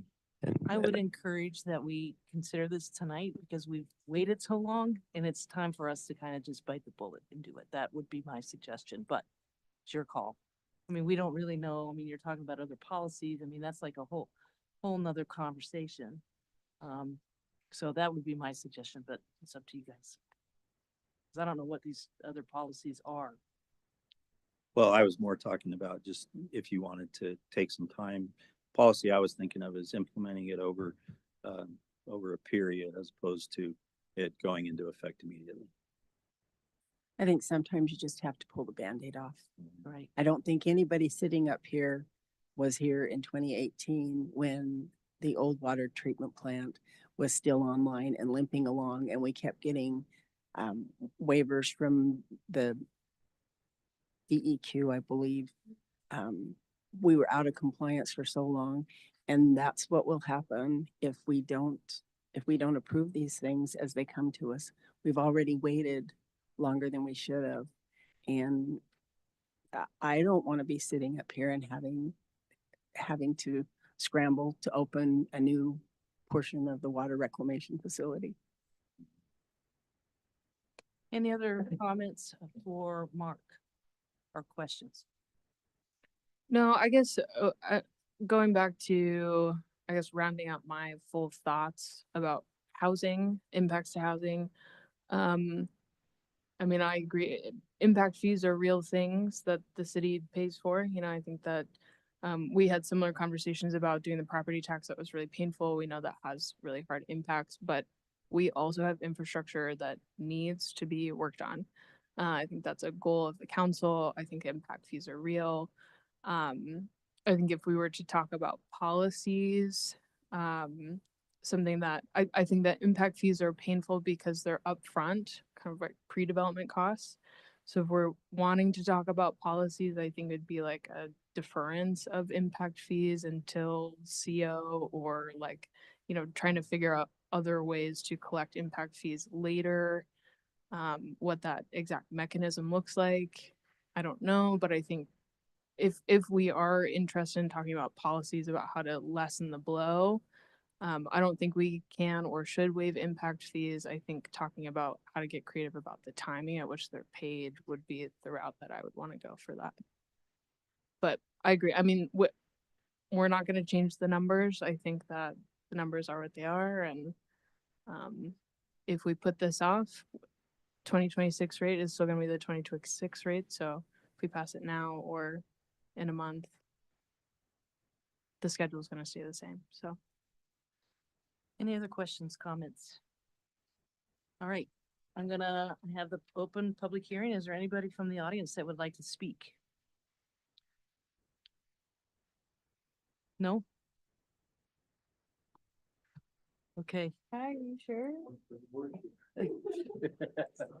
All right, I'm going to close the public hearing at 7:06 PM. And we will move on to agenda item 7.2, which consideration of adoption of resolution 01/2025, adopting the sewer impact fees facilities plan and impact analysis 2023 amendment. Motion.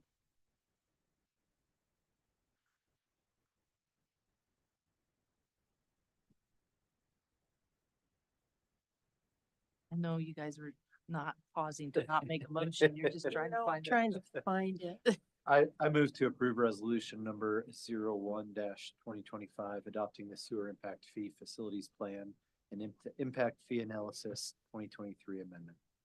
Motion by Colin, I'll second. second by Tawny. Discussion. No, Caitlin. Caitlin. Oh, Caitlin, sorry. I knew that. I looked Just right at you. spoke Apologize. faster than I Yeah. did. Okay, motion by Colin, and seconded by Caitlin. Discussion, Colin? None. Caitlin? I just said my comments, so. Anybody else? Yeah, I'll just make a comment that I think it's too much right off the bat for people that are planning, this is gonna affect people starting when, and there's a lot of people who have construction projects and they're planning on these things. And even though it's not a ton of money, I think that no one's really come up with a good idea of why we haven't done this incrementally for the last 8 years. It's just like, well, we couldn't get to it. COVID happened, this happened, this changed. And I think that, housing is bearing the brunt of it, and I think that, instead of just ripping off the Band-Aid, we should offer some sort of transitional support, for these fees coming up to where they need to be, and so, that's just my take on it, that it's kind of, the city's fault that it didn't, I don't, fault might be a harsh word, that it didn't happen for 8 years, and so, I would just like this, I think it's gonna be a shock to a lot of people that are planning developments and planning other things, so there's my, Can I ask how you'd soften that blow? I can't, no. Sorry, Luke. I guess kind of with that, is it possible that we can potentially have a cutoff that anybody who has already submitted paperwork with planning and zoning? So, yeah, so we norm. Yeah, we normally do it at building permit, and also there is a 90-day waiting period before this will go into effect.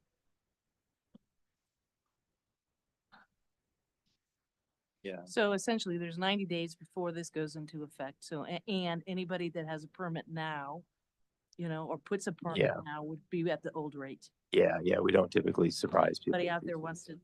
build a house, they probably want to do it right now. Yeah. Luke, does that answer your question, or do you have other comments? Yeah, like, I guess I was trying to get more towards,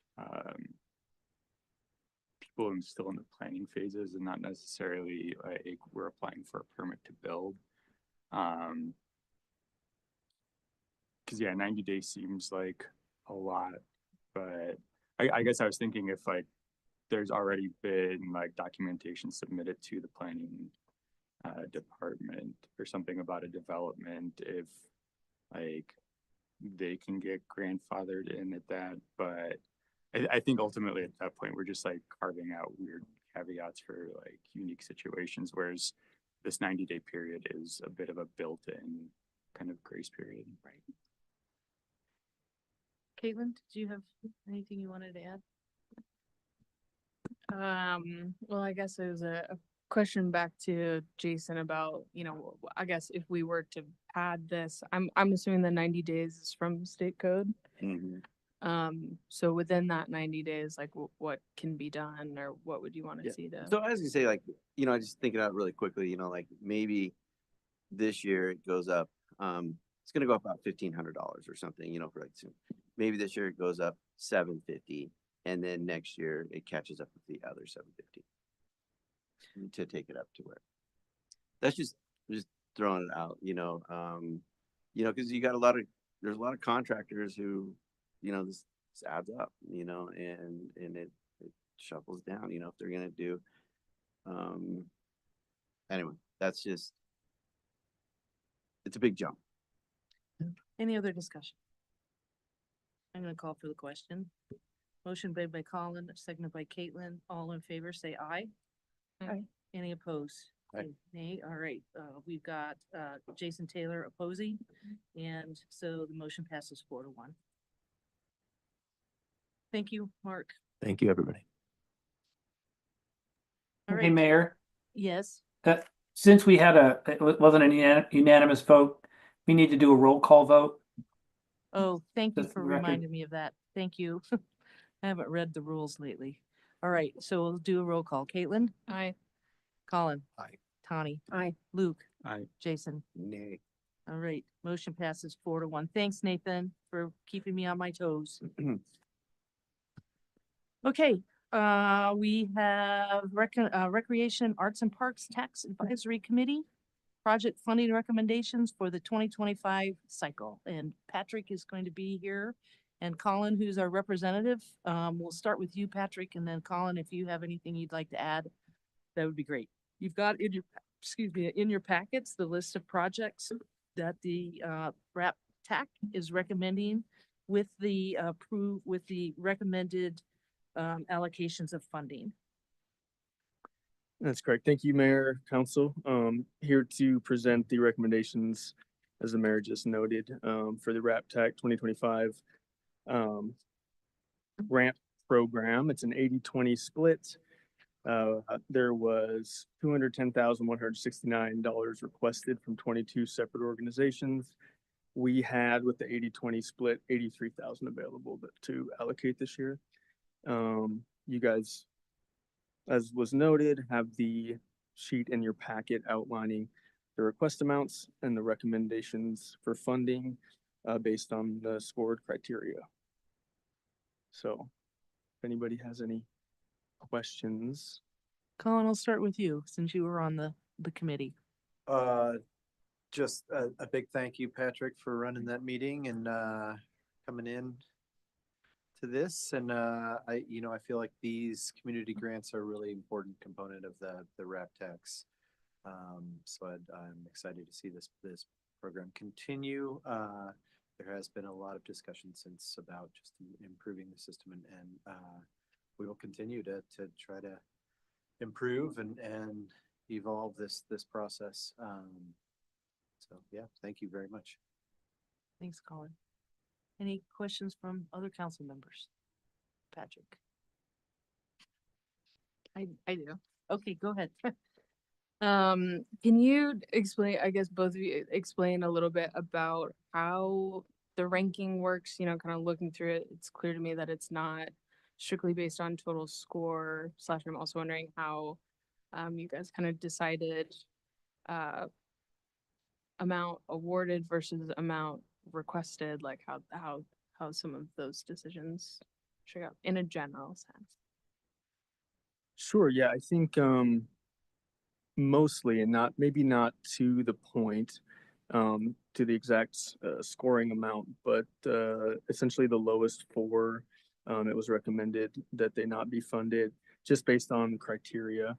And then a majority of the others, if, some of the smaller ask amounts were, I think the discussion was that it would be nice to fully fund a few that were really valid community projects that weren't being offered otherwise. And then everybody, I think a lot of the discussion was that the rest were essentially just under half for the larger ask amounts. Yeah. Anybody else? No, I just appreciate everybody that was involved in this. This takes a it takes a fair amount of work and consideration and weighing more than just numbers. Thank you. Yeah, I was the council seat representative first year of the rep tax, you know, and there's a lot more people asking for these funds. And so it's, over the last few years, and, appreciate all the time and effort you guys put into this, because it's a lot of work. It is a lot of work, and I think there's actually an event tonight that has some rap tax funding attached to it, and a really great speaker attached to the museum program. So Oh, nice. just one more way that this money's reaching out into the community. And Yeah, and it would be nice. I don't know how we do this, and maybe we talk to Lisa about it, but when these events come up that are funded by RAP taxes, it would be good to put that out there so people know where their tax dollars are going. we need to be publicizing this as much as possible. Yeah.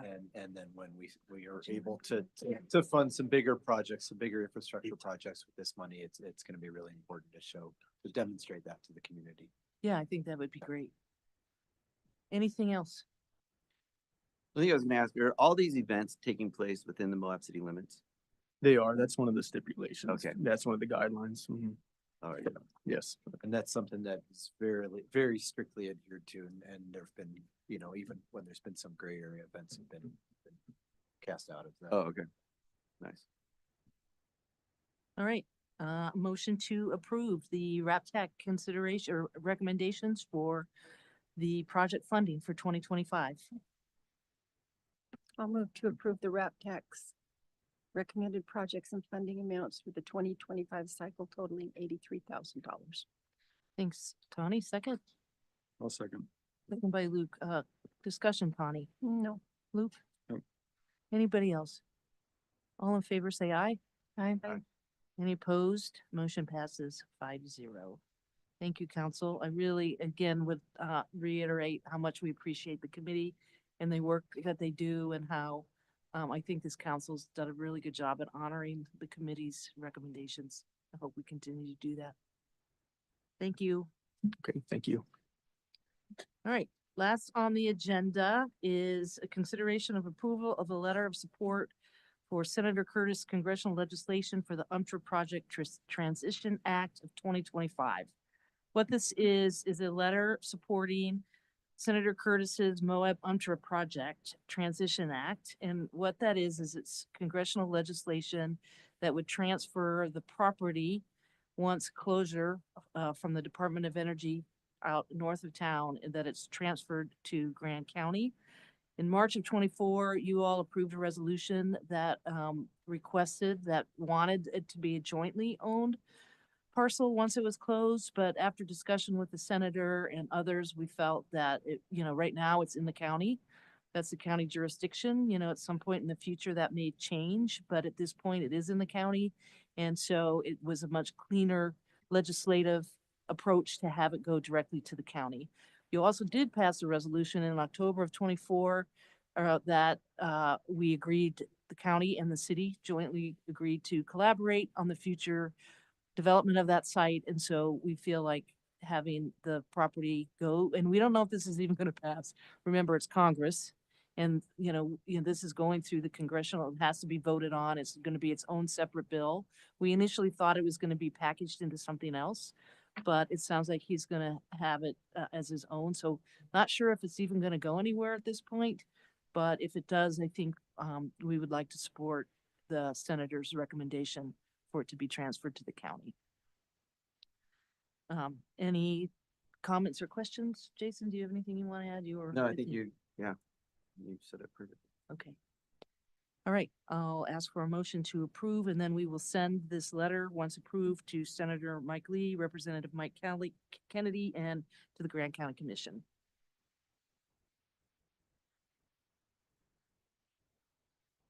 I'll make a motion to approve the letter of support for Senator Curtis congressional legislation for the UMTRA Project Transition Act of 2025.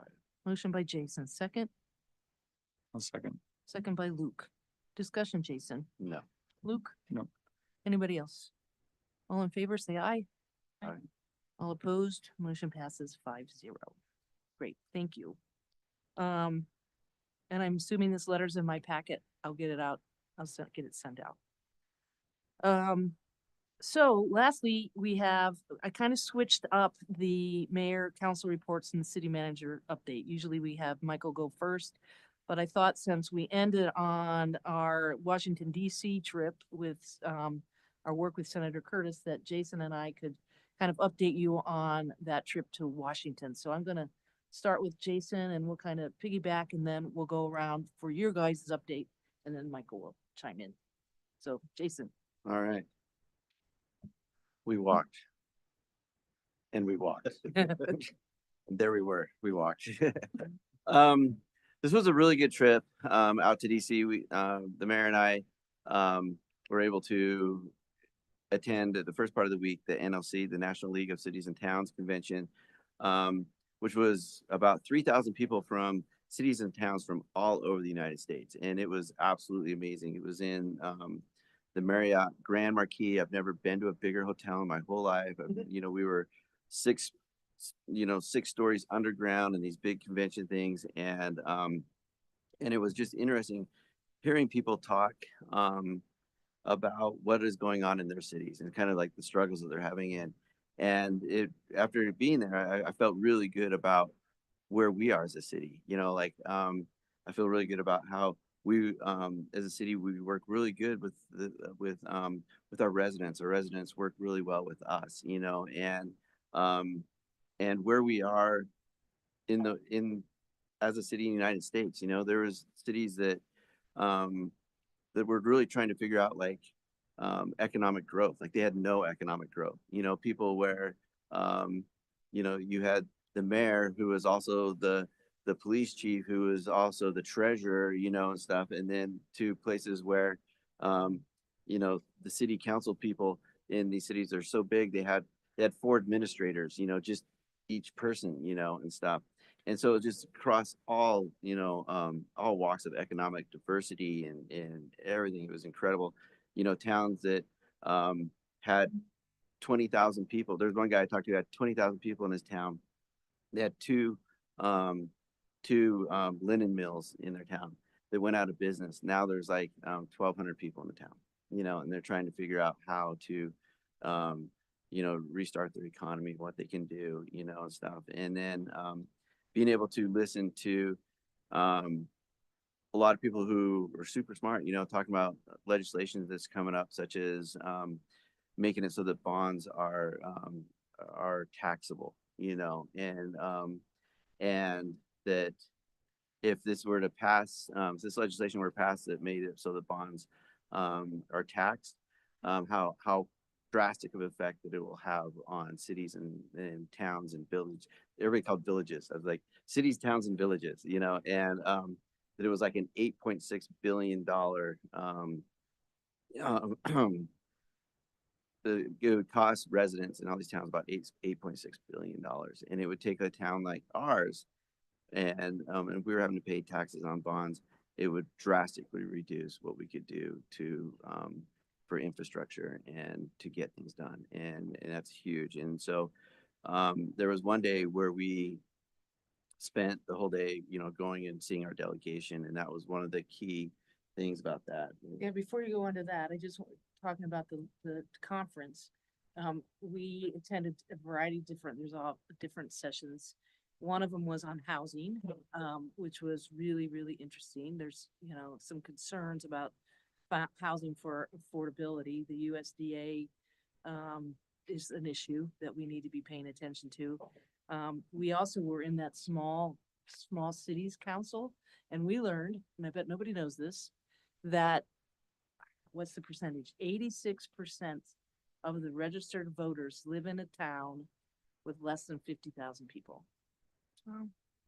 And around 60% live in a town of less than 10,000. So the point was small towns have a big voice. And so that was, I thought that was, because we all think that, the majority of the population are in the big cities on the East and West Coast. Well, they're not. They're in suburbs, but a lot of them are really small towns. But anyway, I just wanted to throw that.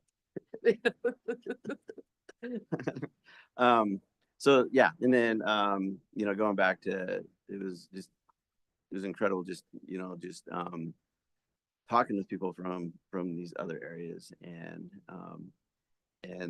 we had our floods, talking about, and then a big part of it was talking about how places like California, whole towns almost wiped out by wildfires, and what they were trying to do to rebuild, and what was needed to be done to rebuild. And then while we were there, there was fires going on in New York, and wildfires. So a lot of things, a lot of natural disasters touching towns, villages, and cities, and stuff. So the convention was great. I was pretty skeptical of it, and I got a lot more out of it than I thought I would have, and I was very glad that we attended that. And then we were able to there was kind of, and maybe it was Joette and I, or the mayor and I, didn't really kind of know like the flow of it. So we, ahead of time, we had made appointments with all of our delegation, and so we were so we had appointments with all our delegation, and then part of this conference was they made appointments for us with all of our delegation. And so we got some very quality time with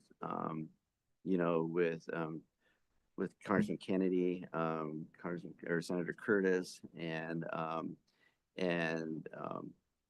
Senator Lee's staff, and Dr. Kennedy, Congressman Kennedy.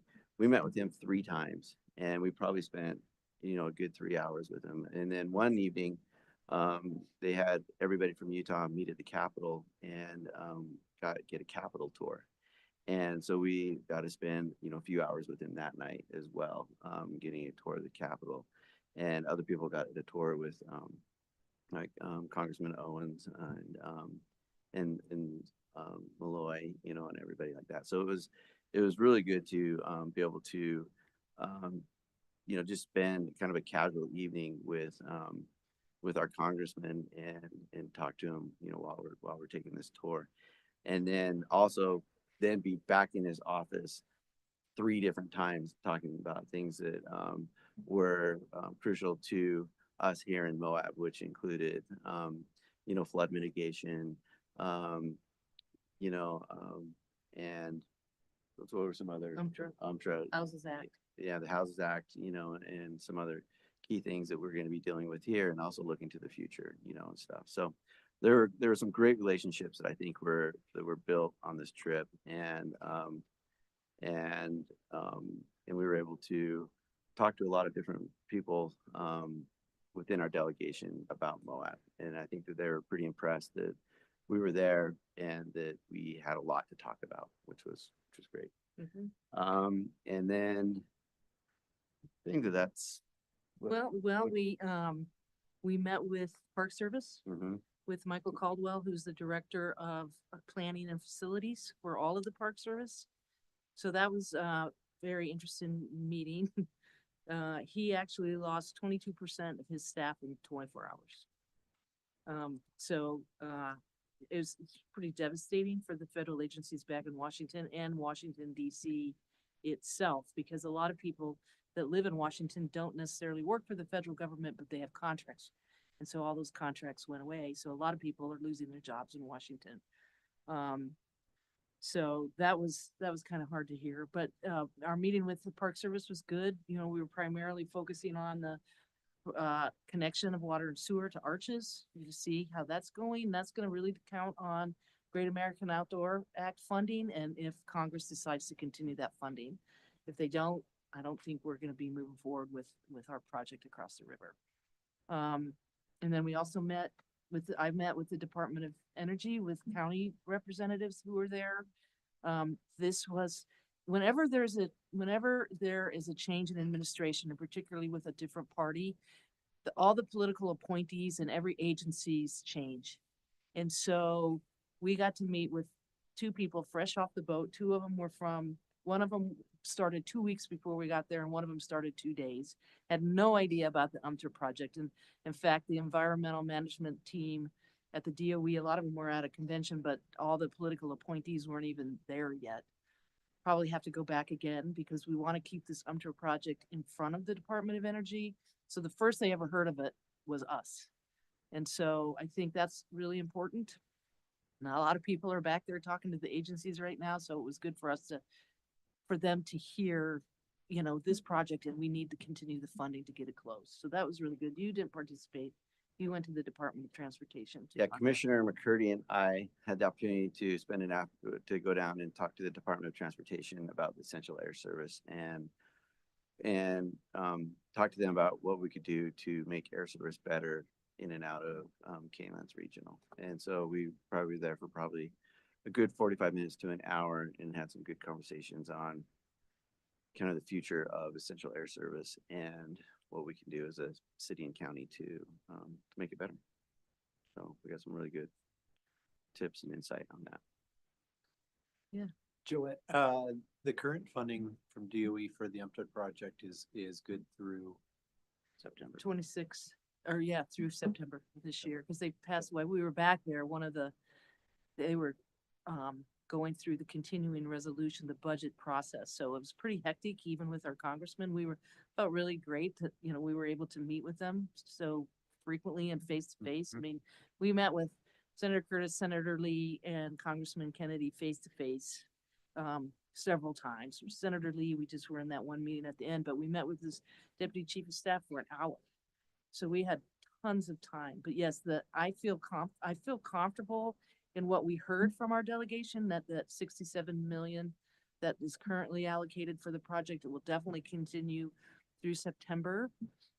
Don't know what's gonna happen next year, but we're pushing for it, and I feel pretty good about it in our conversations. Congressman Kennedy had no idea about this project, so he's gonna be here at the end of April, so we're gonna give him a tour, and he's really, really, really, really supportive of Moab. He thinks, we're an international. It was really nice to hear him talk so highly of our community, and what we have. So I feel really good about getting to know him. I think he's going to be a good representative for us. We did talk, Senator Lee's staff asked us specifically, it wasn't on our agenda, but he asked us specifically about timed entry. And so we made a pretty good case about how important it is for that program to stay. It needs some fixes. It needs some things that could improve, but I think, Jason, you made a really good point of how it can't go away.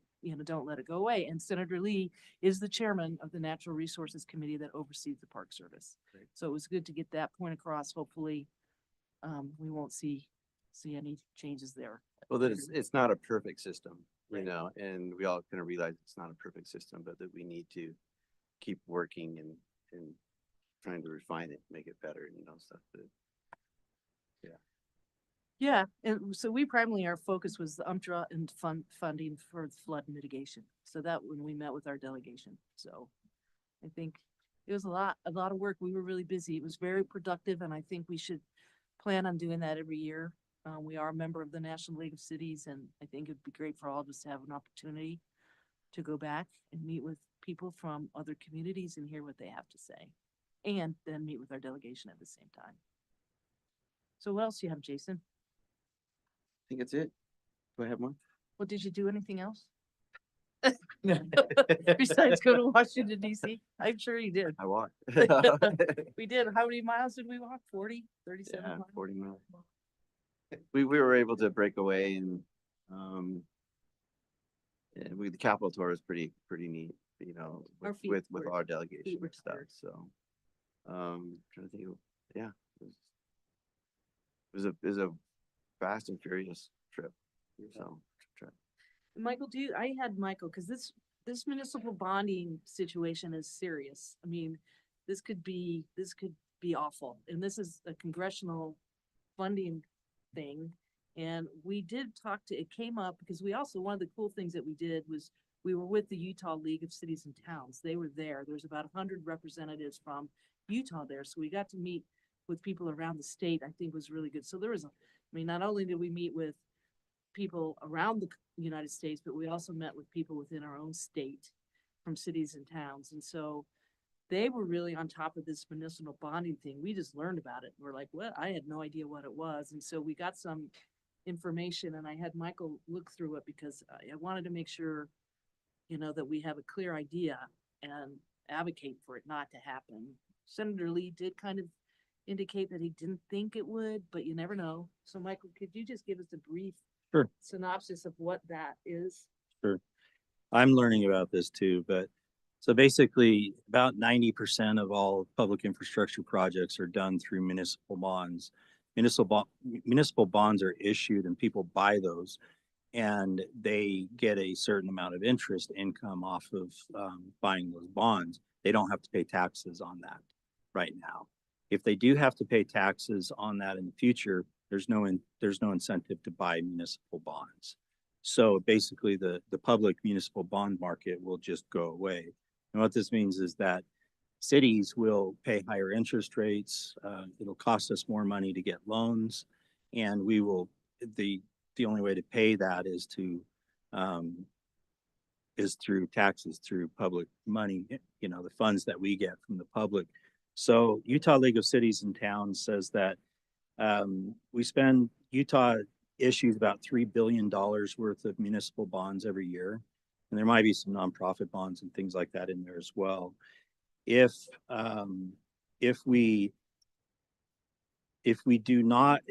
this passes and it goes forward, Utahns, they say over the next 10 years, will pay thousands of dollars in increased taxes to support us going out and getting bonds. And the spread basically between a tax exempt municipal bond and just a regular bond, a taxable and tax exempt municipal bond is 2.07%. So if you add 2.07% to a taxable municipal bond, people are going to it's probably going to be easier or more, is better just to go out, and there won't be any incentive, in other words, for them to buy those. So, I guess in the long term, this could be a really bad thing for municipalities, any groups that are issuing bonds, because it will end up costing us more money to get loans. So not good. Not good. Anyway, thank you for You doing bet. that, sir. Appreciate that. We'll keep you posted. Hopefully that's not going anywhere. And if we need you to rally and call, you know, if we need to do something bigger, we'll do it together and write a letter or something to our delegation. They got the message though from the league that this is not something that the cities will support. I'll just quickly finish up and then we'll open it up to you guys for your reports. But for me, since DC, I made a presentation to the Chamber of Commerce on the state of the city. Really well received, you know, and I kind of went down the list of all the things that projects we've gotten completed, projects we're working on, flood mitigation downtown. We're doing a lot, you guys. We've gotten a lot done, and I think people are impressed at what we're getting accomplished. I also had a meeting with Michael, and I met with Trish Hadeen regarding the Children's Justice Center. Apparently, they're looking for some property they want to purchase a home. They've got some money from the state, so we met with her about that. And then I also had a meeting with my colleague with the National Park Conservation Association regarding all the issues around the National Park Service, and I think they're going to be okay. They were able to hire their seasonals back, which is a little delayed. So we're probably going to see some programs that aren't going to be ready in the spring. As you all know, the fiery furnace is closed down because they don't have anybody to staff the visitor center where you watch the video so that you can go. But I think that's all going to lift here in the next month when they get more staffing. So that's all I have. And So I forgot, when you said, do you have anything else, I meant in regards to Washington, but I did attend an EMS meeting, okay.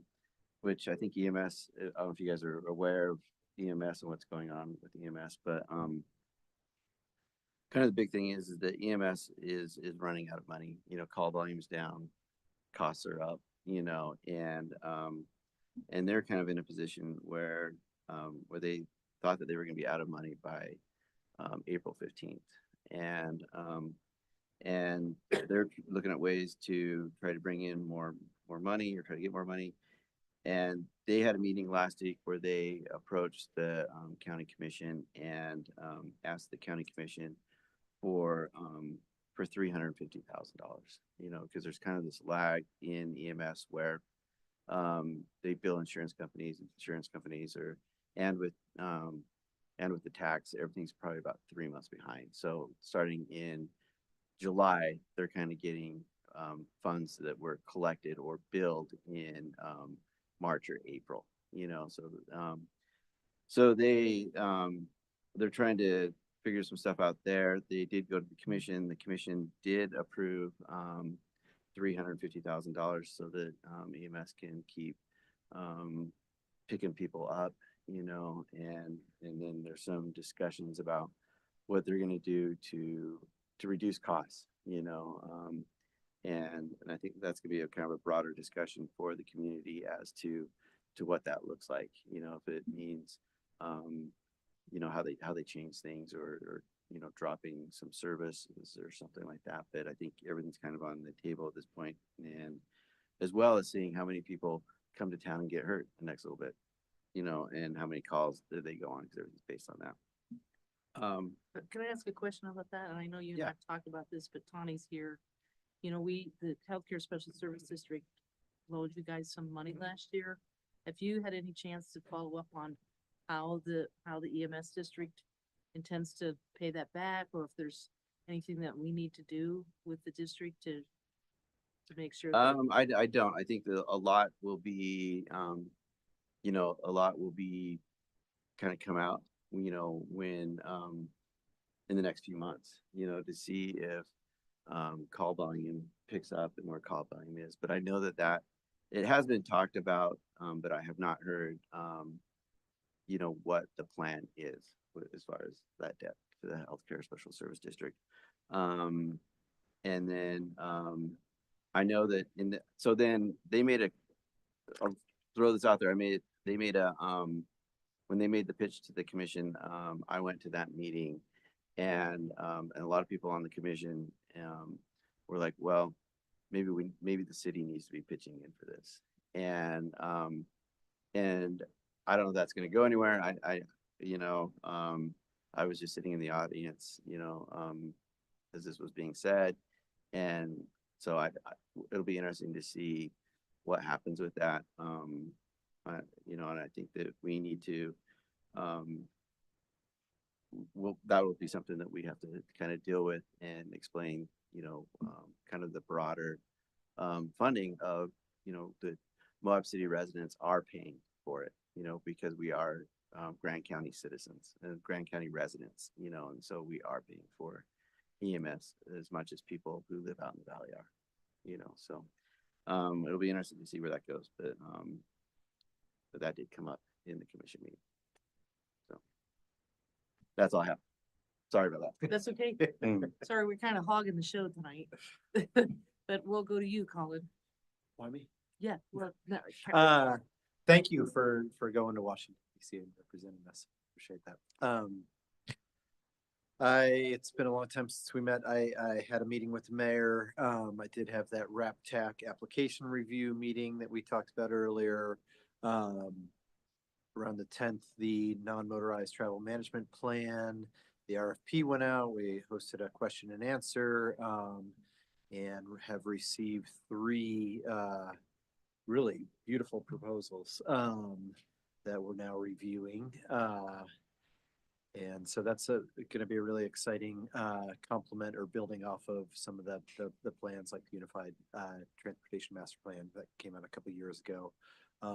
But I'm really excited about that, and especially talking about the strategic plan earlier and stuff. It's going to be very useful document. And then we had on the 11th, the trail mix meeting. I forwarded to all of you a comment that was made at the meeting, and I think it probably was made it there because there wasn't a council meeting or about a bike pedestrian conflict on a sidewalk on Main Street. I got a great response from Alexi with some ideas. But I think that should be an ongoing discussion, and it will be an ongoing discussion how we can improve the pedestrian experience downtown. Trailmix does have its big service event coming up on April 12th. For right now, a few weeks out, we're already at 70 registered volunteers. There are 13 projects Several of those projects are within the city limits. I think we have a project at Anonymous Park, the Bike Skills Park. I think there's some bus stop painting because there is a very important connection between transit and active transportation. And so I'm excited to see that demonstrated in this work effort. And then there's some flood cleanup, debris cleanup, and then I think there's some re-veg and replanting and invasive removal project that's also happening. So a lot of great work that's happening within the city limit. And then there's just been this really neat discussion happening at the trail mix meetings because all the land managers are represented there. There's been, and everything that's happening nationally that's affecting these land managers. There's been a lot of like resource sharing that's happening. That's been really neat. Between the two search and rescues, the county search and rescue and the Park Service search and rescue, and Grand County Active Trails and Transportation and the Park Service, because all the good example of this is in addition to the fiery furnace, the Park Service is shutting down all of their backcountry toilets, and so the GCAT is helping them out with information to provide about wag bag usage. So just really neat sort of synergistic happenings there. And then we had a Spring Tree subcommittee meeting again, just to talk about things. And then on the 19th, I had a solid waste meeting. And it sounds like the composting grant, so solid waste working with the city and some other entities, were able to receive a grant for a single unit composter that will service, I think, initially food scraps from the school districts and a couple of restaurants, but this is a pilot program for hopefully what's going to be a much bigger program. And we thought we had lost the funding, but it sounds like the funding has kicked back in, and so hopefully that project is moving forward. And then that giant pile of metal that's grows and disappears from the transfer station, then grows again. Last year, 1 million pounds of metal was moved through that pile out of the transfer station. And that's it for me. Thanks, Colin. Tony? I didn't think I had meetings, but I did. I did attend a Moab Museum Board meeting. And that discussion was basically kind of some restructuring, some co-leadership. We also discussed the member preview of U92 and the opening to the public. There were 75 people at the member preview and 300 at the public opening. So far, it has gotten really good reviews, and people seem to really appreciate the work that the staff has put into it and the authenticity that they presented. And just a little plug, the gala will be on April 3rd at the Hoodoo. It's $75 if you're not a member. No, it's $75 if you're a member. I think it's $100 for dinner if you're not a member. But it will be very, very interesting and good event. And please come if you're able. Isn't there like a really cool person that's the speaker? There is. Yeah. It's a John Wesley Powell impersonator. That's He's actually the same gentleman. afford to get the that's real one. at Star. I heard they cut his own arm off just to stay true to character. I haven't verified that. That sounds really interesting. That It sounds does. great. They did a really, really good job. So That it? that's it. Thanks, Tony. Caitlin? I guess going back a month ago, legislative session was still on, Right, I forgot so, about that. yeah, just a month ago. Last couple weeks of the session, so I was attending LPCs and tracking all kinds of stuff. Since then, I've been kind of, advocating for some, things to happen in between now and the next few weeks from now. based on some bills that were passed. That's all I'll say about that for now. If you want to talk about that after, let me know. Some of it I cannot talk about on public property, but and by public property, I mean public facilities, such as City Hall. That's right. It's exciting. Yeah. I'd love to tell you about it. Otherwise, I met with the mayor and Luke. I attended a Moab Area Housing Task Force meeting. The task force has had a subcommittee building out a housing data dashboard. So they previewed the pilot version of that dashboard, which at this point will go through some interesting metrics from a community housing survey that they did last summer. It will talk, kind of talk about Q&A, FAQs about what the dashboard is, and will help to start tracking the action plan within the affordable housing plan. Kind of the goal is actually, we have been talking about the city's strategic plan as a really good model. This will be less sophisticated than what the city uses, but just wanting to forward task force kudos to city staff for how well the strategic plan is presented online for us. The task force did last Friday also submit a rural county pre-application to the County Economic Opportunity Advisory Board to get some final funding to finish that, so that the dashboard will include both qualitative and quantitative data, so that everyone can have better access and transparency about what our housing situation is and kind of what the task force is doing to help create solutions to that. Otherwise, I want to give a plug as well. The Housing Authority is still accepting applications for Skyline Arch Apartments. Those are anticipated to be leasing up in May. That's going to be a similar income bracket to the MAPS project or Cinema Court, kind of on the lower income, but they are also going to have low and moderate income rentals called the Confluence Cottages. They'll start doing applications for that later this summer. Yeah,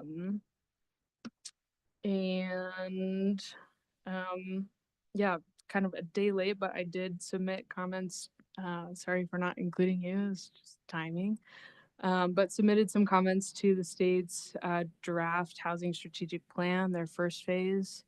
The first phase of the plan is very much outlining kind of data and metrics and kind of what housing looks like right now. The second phase of the plan will be diving more into kind of solutions and tactics to address housing statewide. So most of my comments were kind of asking for better emphasis on rural, and even within rural, kind of better distinction between rural versus resort. Yeah, just small things like that. So am excited to talk about phase 2 as this body. I think having more input from this council and from the Moab community will be huge. So that'll come, I think, this summer. And otherwise, that's about it. I attended a local homeless council. I feel like a lot of my updates between task force and LHC were pretty similar, so that's it. Thanks, Caitlin. Thanks for responding to that survey too. She and I talked about it, and I'm glad that you did that because I went off my radar as soon as I left town. So thanks. Sure. Luke, I know you've been doing other things. Do you have anything you would like to report? Not much. Went to the same LHC meeting as Caitlin and also attended Caitlin's meeting with the mayor. I did bring some information back that we got from the National League of City for you guys to look at. Hopefully it has some information that will be helpful. And also I'll be coordinating meetings with you all again between now and our next meeting in April. So just look out for that email. And that's it. I just want to say, so for the police department, last weekend was super busy, and it was really cool to see how many police officers were out on Main Street and stuff. It was totally noticed and stuff, and it seemed like there was a lot of red light violations, you know, and stuff, and you know, Colin and I were at an event on Saturday night and stuff, and it was awesome to see the motorcycle patrol out and just on Main Street. It was great seeing a lot of, I was like, oh, that guy just ran red light. And then all of a sudden they got, you know, and noticed it quite a bit. So it was very noticed and very appreciative. So thanks. Just let you know, so highway safety office is a big part of that. This last. Scott, would you mind coming up so that it's in the mic? I want to get sucked in. Yeah. Anyways. No. Just say thank you. So the highway safety office is a huge portion and a great stakeholder and partner with RPD. This quarter, they issued a 78 traffic shifts, or not traffic shifts, they're auto peds, distracted driving, DUI, and speed shifts. We got total 78 of those in total this last quarter, 5 hours per each one. And I believe up to date, Highway Safety Office for traffic enforcement and those has granted us over $100,000 this year for those types of shifts. And our guys are working it. I think that equates to thousands of traffic stops, thousands of pet enforcement, bike enforcement, and stuff like that. And our guys are working those shifts pretty regularly.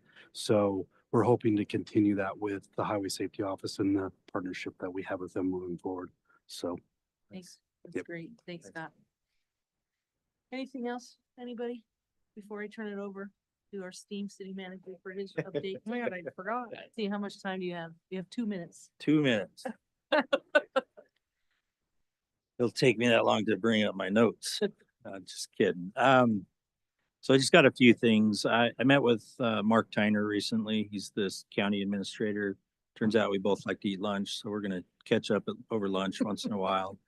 So he's got a big job over there. He seems to be universally liked, which is, I think, a really great thing. And we've been working on some key things together. I think I don't need to mention them all here. I think y'all know what we're working on. A lot of it has to do with cooperation back and forth between the city and county, what happens, what doesn't happen, all that kind of stuff. Progress on Cane Creek. You know, I had to bring this up, brought it up every time, I think, but they are putting in the center medians. The curbs are going in, which means we are getting closer to paving. Did hear today that we had a little bit of a setback where we still have soft spots in that road. It's hard to imagine with how hard it is out there right now. It's pretty solid out there right now, but that's been a problem since the beginning. What causes it, I don't really know, but to fix it, we have to over excavate, put in more material and things like that. But when that finished, it's going to be great. Aggie Boulevard intersection signal is under construction. If you haven't seen that, I announced a month ago, I guess, turns out prematurely, that the Housing Vista had accepted the job and we were looking at hiring a Housing Vista. Turns out the housing issues were more than they could handle in Moab. They couldn't find a place to live, or it was too expensive, and they unfortunately couldn't make it. So we are going back with that Housing Vista, seeing if we can fill that position. Alexi's working on that, and Corey as well. So the Utah League of Cities and Towns training is coming up April 16th to the 18th at the Dixie Convention Center in St. George. And I believe I'm going to try to make it to a little bit of that. But the actual conference is the 16th through the 18th. It basically starts the 17th. The keynote's at 9 a.m. If you get there on the 16th, they have a welcome reception at 5 p.m. And then April 18th, it's a half day so people can travel back home. So the other things. Yeah, if you're interested in going to that, it's the Utah League of Cities and Towns Spring Conference in St. George. Let Sasha know so that we can get you registered. It's a great event. I may be doing something else that week, but if that doesn't happen, then I'll be going. But it'd be great if others from the council could go as well. It's nice in St. George. Yeah. Let us know. She can set you up, and then we'll find out who's going, and then we'll coordinate. Okay. Budget's been a big thing. It's been going on. Our team's been working pretty hard on the budget. Our staff, department heads have until Friday this week to get in their budget proposals. We're gonna be meeting with staff, department heads for the next few weeks, talking about their proposals. And then we'll be coming up with a final, city manager's proposal and then start meeting with city councilors, soon after that. If you haven't received invitations for meetings, you should be getting those pretty soon. It won't be for a few weeks until we start, but that is coming up. There was one other thing that we were made aware of that I just added to my list I thought would be important to bring up, and that's the Utah Inland Port Authority, which we just found out some information about. If you don't know what that is, it's the state has an arm where they can come in and they can designate an inland port authority. There's some information out about some potential designations in San Juan County. Actually, a lot of designations in San Juan County, to be honest. And the closest two are Intrepid and Spanish Valley, across the county line, obviously. But if you want more information about that, we can send you a link so you can take a look at that. It seems like it's kind of not a lot of people know about it, but there is a hearing coming up on it pretty soon. That was all I had. Thanks, Michael. All right, So is that convention that is like kind of the same week as Jeep Safari? yes. It is spring break, yeah. Spring break. All right, we do not have a closed session this evening, so I'll ask for a motion to adjourn. Motion to adjourn. Connie, second, I'll second that. second by Luke and Colin. All in favor, 5-0. Motion passes. We're adjourned. Thank you, everyone. Thanks, staff, for hanging out for this.